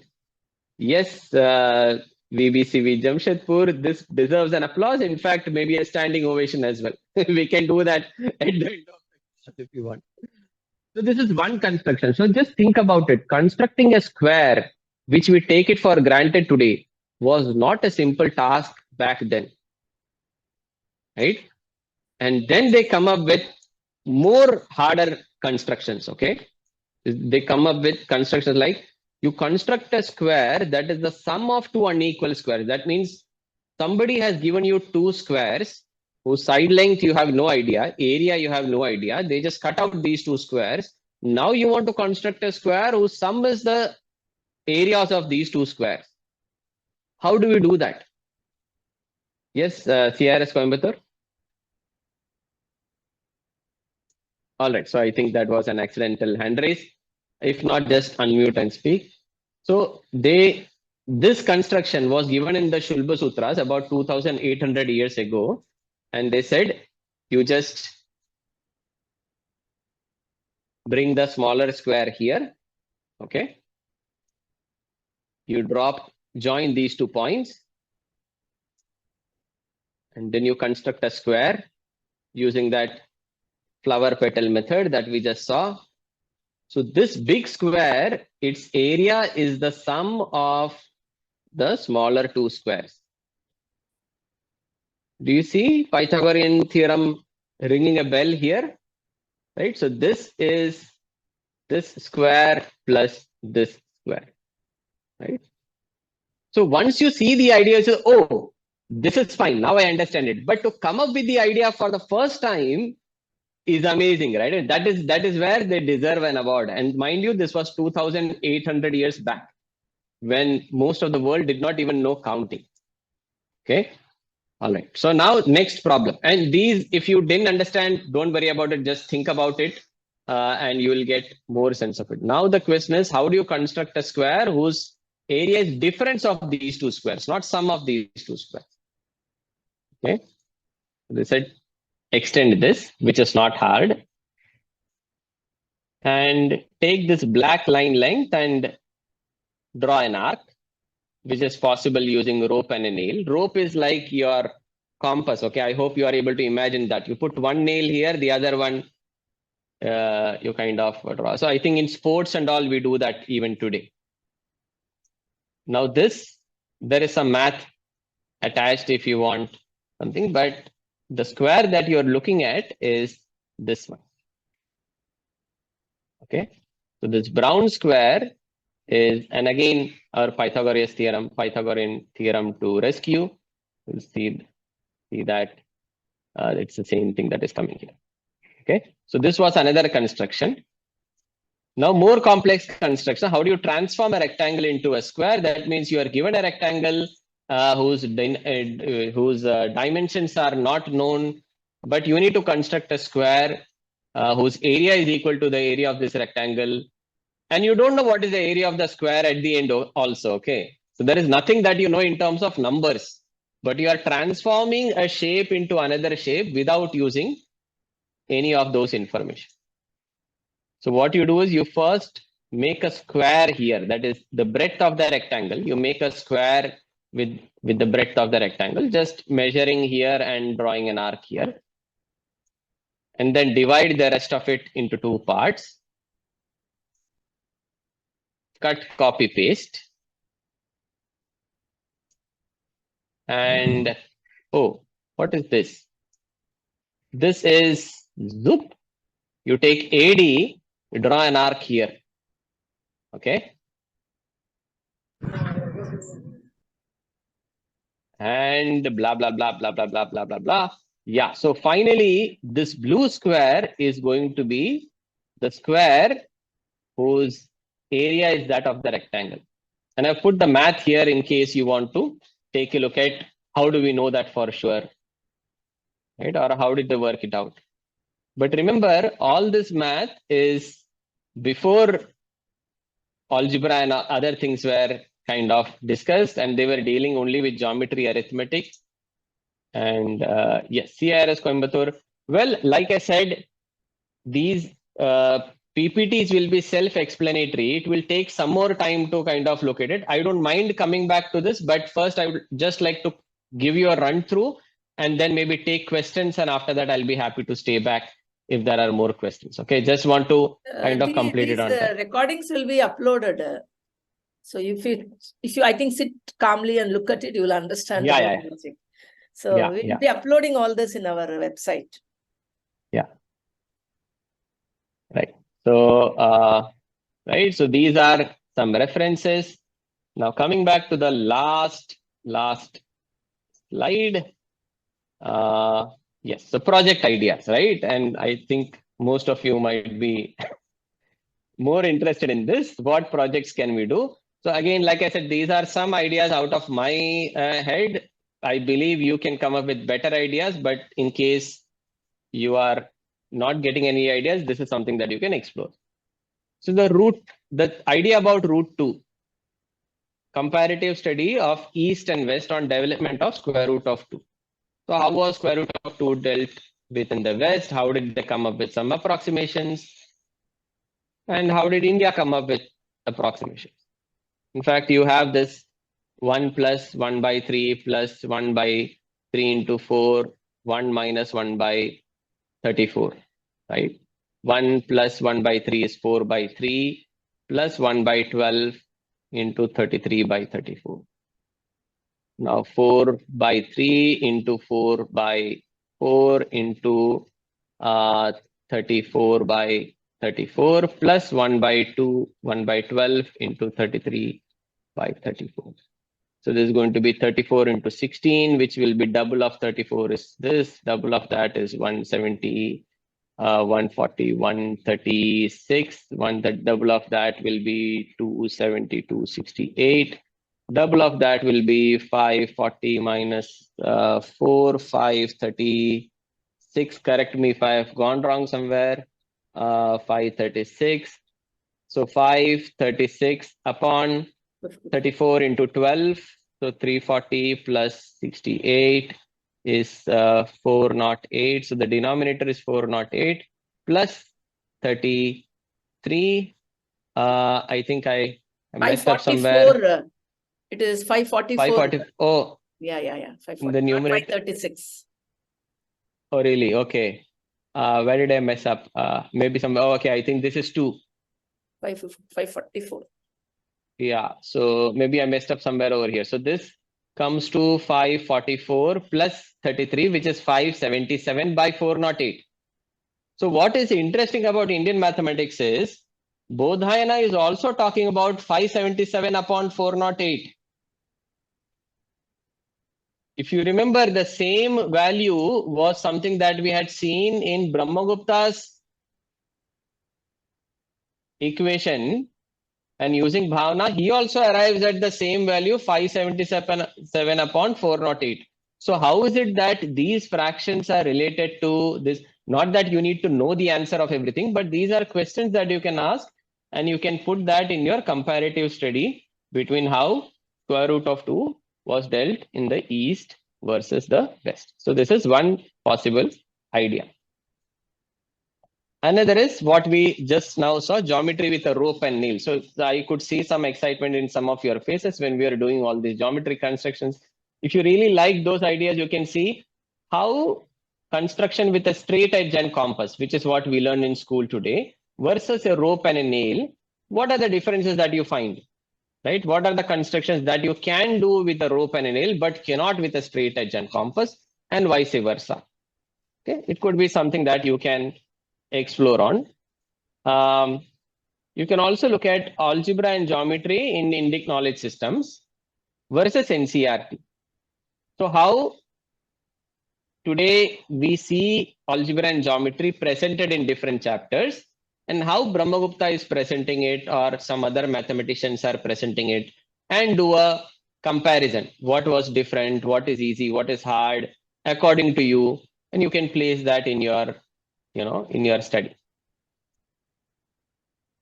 Again, one of my favorites is connecting Brahmagupta's geometry, which cuts across different disciplines within mathematics. And this is actually an area of my research as well, as I'm pursuing my PhD with Chinmaya Vishwavidyapeeth, where I'm trying to find how these compartmentalizations that exist within the way we learn mathematics today can be broken with Brahmagupta's idea of connecting topics across different topics.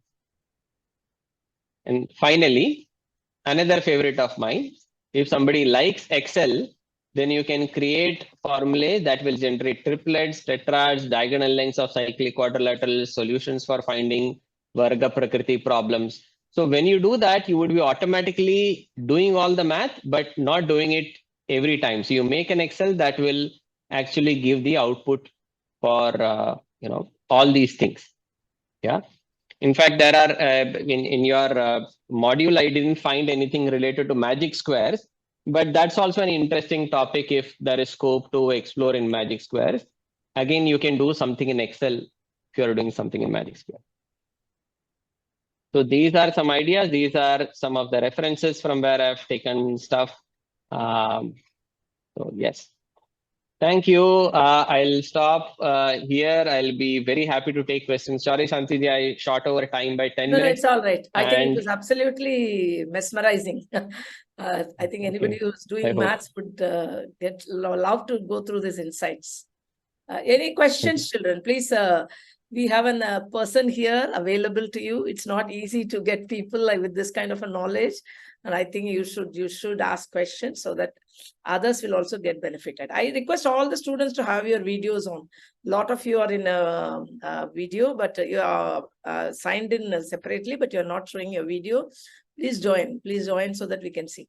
Any questions, you can ask him. You can unmute and ask. Or you want to put in the chat box, you can put it. Any questions? Yeah. Let me put this slide here. Yeah. So while people are thinking about questions, maybe let me just ask if I can number these projects as 1, 2, 3, 4, and 5. Can I know how many of you find which of these projects interesting for them to take up? Not that you should take up that, but which of them is appealing to you? You can put one number or you can put more than one in the chat so that I can get a feedback on which of these projects as students you find interesting. Okay. 5. 1 and 3. CVT is which school, Aditya? I think Tripunithra. All right. Must be Tattamangalam. Tattamangalam offers. KTPI. Aditya, you're from which school? Unmute. That's our Aditya. Chinmayavidhyalaya Tripunithra, ma'am. Oh, okay. Gayatri. Okay. Tripunithra. 1 and 5. 1 and 5, 4. Raj is from which school? Raj, 1 and have your video on and share. Which school are you from? Ma'am, I'm from Chinmayavidhyalaya Nagapattinam. Nagapattinam. People all would love to do with Excel. Excel, in fact, if you guys are introduced to any programming language, you can even take up that, not restricted to Excel, where you take inputs from the user and then the output is so and so. Yes, CRS Coimbatore, question? Sir, can you hear me? Yeah, we can hear you. Sir, generally people have a conception that we have to practice math a lot of times. They practice it and you will get to know what is real math. But I believe that imagination plays a lot of role while practicing math because you have to love a subject to actually understand it. And whenever we practice it a lot of time, our brain just finds a logical connection or a pattern between all the questions, and we get the marks, we get the options also. But we actually do not understand geometrically how those questions work or how particularly the solutions are working. Our imagination does not play a role. So as you are a mathematician, so you obviously enjoy and understand mathematics. So can you please share some insights or some solutions to how to actually enjoy maths while being in school? So I think he wants a shortcut. Vinay, he's looking for a shortcut, not practice maths, but enjoy maths. So I understand your question. I think that's a very pertinent question because most of us do not enjoy drills, right? Drills, I think when we were in school, we used to have this PT exercise. I don't know whether they are still there. And so PT period means you have to do this 10 times. And in math, like you said, we talk about practice and to get a hold on this. So I see two aspects to this. One, as you rightly said, there is a big element of imagination and coming up with some amazing new ideas, right? It's like a musician who is composing a new piece, right? So how do they compose that particular new piece if they are not going to do anything beyond what the teacher is telling them to do, right? They cannot compose that new piece. So that composition of new piece has to come from exploration, right? You explore and then you come up with that new piece. But then to get that hold of coming up with a new idea and things like that, to a great extent we have to have a hold on certain aspects that we learn in math. Just to give you an example, let's say that there is a problem that we are exploring. Let's just take this particular thing. Okay, we want to find why is this. So a student should know how to manipulate these equations, right? I hope you agree with me on that. They should be comfortable with all this. How will they get comfort with all these things? They will get comfort with all these things by doing some drill problems. Unless and until they are super genius, once you see that, you don't have to look at it again and you will get that idea. But that may be 1 out of 10,000 in number. Because when we say, okay, square root of 2 here, maybe somebody will say square root of x square minus square root of 1 square and square root of y square. But this would be a wrong way to do that. So how do you avoid these mistakes? You do some drills. So drills are important, but that is not the end goal. Because if we do only drills, the best that we can get is be a school topper and settle for that, which I think is a very low aim that anybody can set if they really love the subject.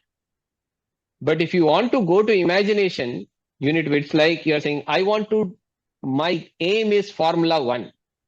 So if my aim is Formula 1, to race in Formula 1, I need to know how to drive a car properly in any road. So I need to know how to, so that comes from a bit of drill. So drill is necessary, but that is not sufficient.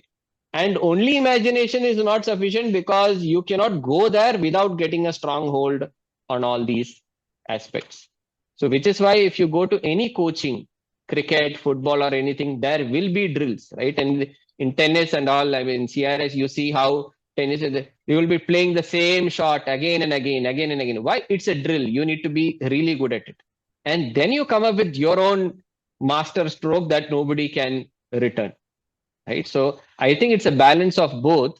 And we should never let go of exploration because that is what makes you enjoy the subject and enjoy doing what you want. So as you are in school, you can definitely go out of the school syllabus and explore that. And especially from your school, I have some friends who are much seniors to you. And their answer has been, we were in a residential school and we did not have access to the outside world. But we had a lot of opportunity to do a lot of things within our school library or with our teachers, find the right mentors in school, and then kind of work with them. So that way also exploration can continue. You won't be contained by the syllabus. Sorry, it was a little long, but I hope I could make some sense the answer that you might have been seeking. You are on mute. I'm sorry, I'm not able to hear you. Okay, I see. Thank you. Okay. All right. Thank you for asking that question. May I know your name? You can put that in the chat as well. Yes. Any other question? Anybody have? Yeah. So these PowerPoints, thank you. I think Vinay, you can use. Excuse me. Question. Yeah, one from VBCV Jamshedpur. Yes, Hariom sir. So my question is not particular to mathematics, but in a general sense that whenever we talk to someone and someone is saying like this is the Pythagoras or the quadratic formula, and we say no, it is Sridhar Acharya's formula which was discovered by an Indian mathematician. So not all, but most of the people counter and they fire back like you have got a different perspective of viewing at everything, and if you come out of your shell, you will notice that world is going normal and you are going against the flow of the river. So means how to tackle such people. It is not directly related to maths, but since this topic has come. Sure. So on this, I would like to share an anecdote first and then an instance first and then answer this question. So I was attending an outreach talk in ISER, Pune. This institute, IISER, ISER. It's one of the top institutes. And there was an outreach talk by, I forgot the gentleman's name. He runs a program called Promise in Boston, which is for highly able students. So he was in India and he was giving talks in different places. So he was in ISER and he was talking to the audience like, because all of you are from India, you would be knowing that this quadratic equations formula was discovered by Sridharacharya. And then he was looking and there were a lot of blank faces. Remember, it's one of the top institutions in the world where best, in the best, or at least in India where best minds get in. But whose fault? Nobody's fault, but we are just not exposed to that side, right? And if somebody is saying that this was Sridharacharya's formula, or if this is a contribution by Indian mathematician, there are many people who look at it from a political standpoint or from a religious standpoint, that this is where. So what we can do is we can take a neutral stand and we can say that, all right, let us look for sources, and we are also investigating. So we may be wrong. Let's see whether we are wrong or not. We say that, okay, the earliest available text that we have today is Sridharacharya's text. And if you accept it or not is a different question. But how do I accept it? It is because there are a lot of historians within and outside of India who have studied these works and who have acknowledged Sridharacharya's time in the in the historical timeline. And that is how we know that Sridharacharya existed at this particular time. Let's say that was 10th century. Now let us find a text that existed before 10th century that talks about Sridharacharya's formula. If you have that particular source, then we can see that. And most likely they may not have that particular source. So we will say, all right, since you do not have any source, what we can do is the earliest available work that is available today, or at least that we know, is Sridharacharya's work on quadratic formula. And we are not claiming any, super genius authority of Indians over the rest of the world. All that we are saying is this thing was discovered. So what is wrong in saying, Indians were the first to send Chandrayaan 3 in the South Pole of Moon? There is nothing wrong. I mean, there is nothing. It's a fact. We are just stating facts, and that's about it. If somebody feels that there is a political agenda to it, that is their way of looking at it. So we can just say that this is what evidence says. Vinayji, I would like to add to that point. Whatever you mentioned, it's absolutely please befitting. You see, one thing is there. The student who asked this question, you got to understand. People have now woken up. They've understood that we have not been giving the facts to in the education system. We have not given facts. We don't want to hype anything and say that artificially India is the best. India did this. India did this. No, let us just give facts. KTPI is about sharing the facts with children for you to decide whether, it's something which is genuine and is to be taken up, and it is going to make a big there's going to be, the national education policy clearly mentions it in the vision statement. The index system of knowledge will be brought in back. Very, very clearly it mentions it very beautifully. So they are working on it. In National Curriculum Framework is working on it, how to revive it back. See, people have accepted yoga belongs to India. It's popular all over the world, but they do accept that it belongs to India. So they will come back to it. At least for us, our children should know the fact. In fact, we have woken up now. In fact, KTPI is one subject that everybody in India should study. Isn't it important that we get to know the facts about our country?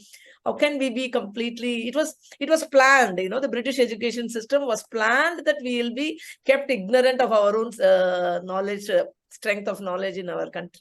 So we fell a prey to it, that's all. So now we are woken up, things are happening. You decide, do not have to make artificial stories, but whatever is the fact, you should not hesitate to stand for it. That is why we don't do any promotion for anything. Why Chinmaya Mission wants to promote KTPI? Think about it. These are the only set of students we are making this privilege of hearing the best of speakers, because you got to believe and you got to understand what is a fact and what is a opinion. It is not our opinion. Whatever Vinay ji said, it's all our facts about our mathematics, Indian mathematics.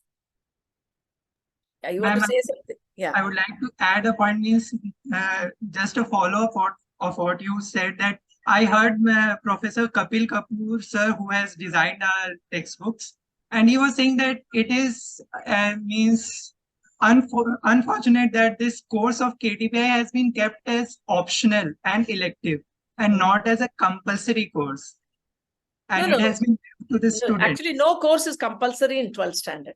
They say you have to do a subject language, and any 3 subjects you can make a random choice. You can do physics, chemistry, and economics. You can do maths, physics, and art. Anything is possible. But schools decide these combinations because for engineering, maths, physics, chemistry is needed. For medicine, biology, physics, chemistry is needed. So KTPI becomes an optional subject. You think it is. It's not an optional. It's one of the subjects out of which we can choose to study. That's all. So people want to know, what will I do after doing this? Where will I get a job? It cannot be equated to job. It is about your own knowing your country, and you can decide what you want to do about. Sorry, Vinay, I have taken your time. I think we can wind up. We have crossed the time. Anything else you would like to add on, Vinay? No, so I'm really happy that so many students are taking up this particular course, and I think what is important for all of us is to do research, right? In each of these things, in whatever I said, I would really be happy if people counter that particular opinion with facts. So how will you counter with facts? If you have to counter with facts, you will have to do that study. And you should be taking whatever I said based on your research. So I have presented some ideas. Now you do your research. I'm sharing some resources, links, and all those things. Your KTPI book also has links. But we should be people who accept things based on research, not because an authority is telling us to, when it comes to math, science, and these kind of areas, right? So go with an open heart, open mind, and work on amazing projects. And I really hope that some of your projects do get into a national level selection if there are some programs and things like that. And I hope that this becomes your first project and not the last project in KTPI. From that, you get more ideas and then you keep working on more projects.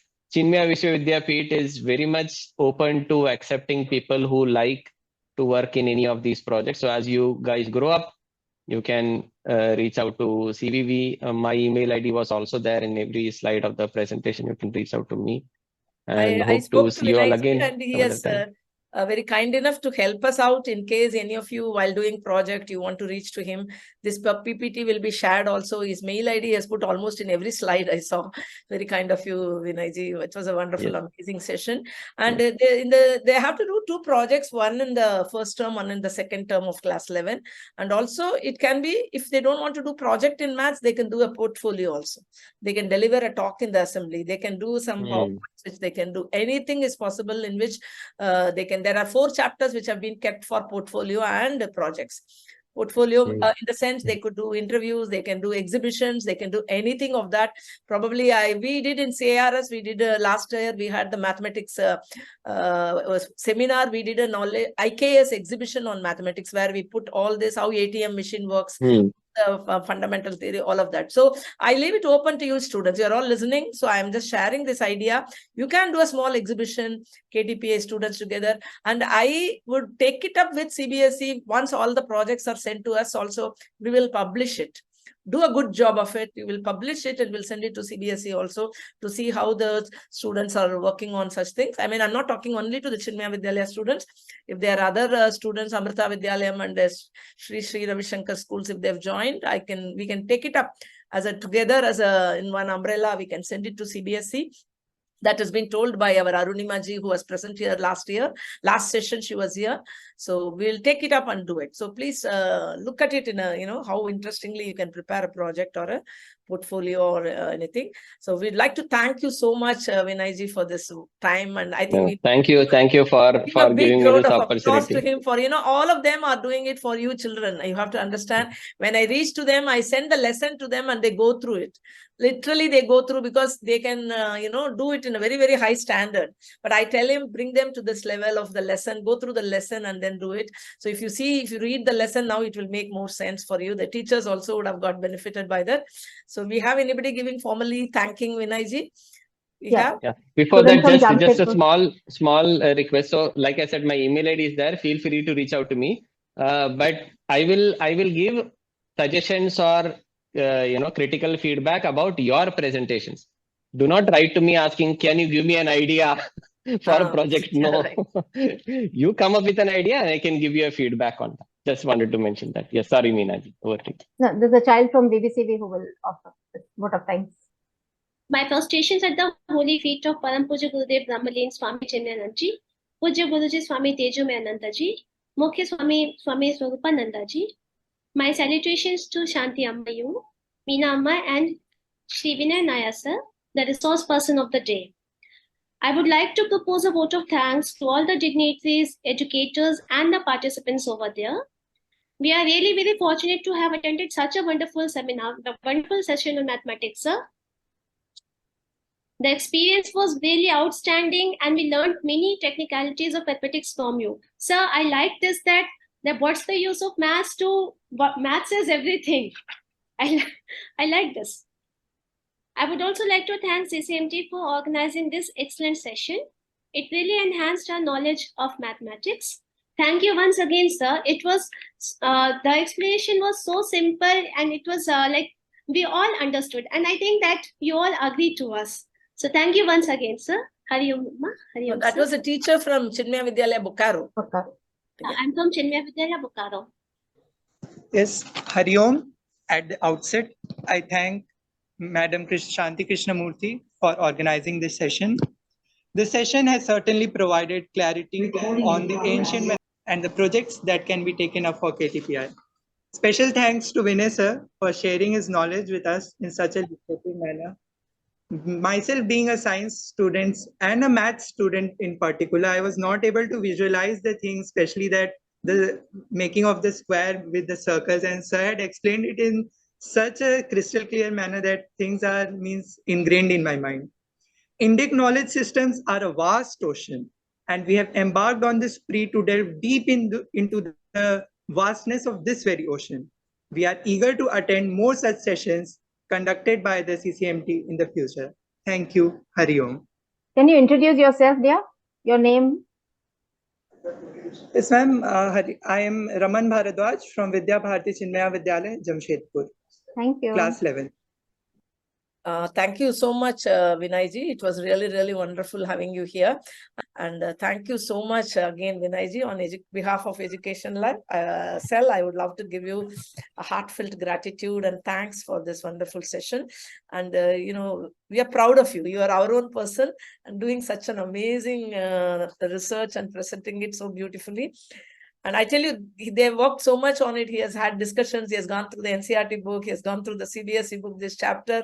He has done so much of exercise that you could lay it in such a manner that we could all follow it. Otherwise, the mathematics, what he talks may not be even reach us properly. I, being a maths teacher, I thoroughly enjoyed your session. We are taking back a lot of new ideas.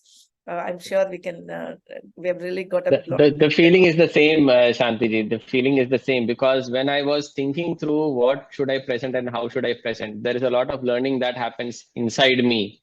And that also gives me an opportunity as a speaker to go through a lot of things. So guys, those of you who are thinking of doing presentations in school, you will get this feeling once you have done the presentation that, oh, there is a lot of things that I could learn because I had to go and present it somewhere. So I also got an opportunity to learn. So thank you all and all of you, your kind words. It means a lot to me. Thank you, Shantiji, for inviting me. Yeah, thank you so much. Please do let us know if the students are taking the project on mathematics. Please send us the project details. We would love to have it in our education cell so that, one of the good ones can be shared in the for the next, children, when the next batches of children, they are taking it up. So with this, let's wind up. Let's all sit together and give our closing prayer. Can we close our eyes and sit together? Sit straight, all of you. Om Purnamadaha Purnamidam Purnat Purnamudashyate Purnasya Purnamadhaya Nameva Vasishyate. Om Shanti Shanti Shanti. Harihi Om Shri Gurubhyo Namaha. Harihi Om. Harihi Om. Thank you. Thank you so much.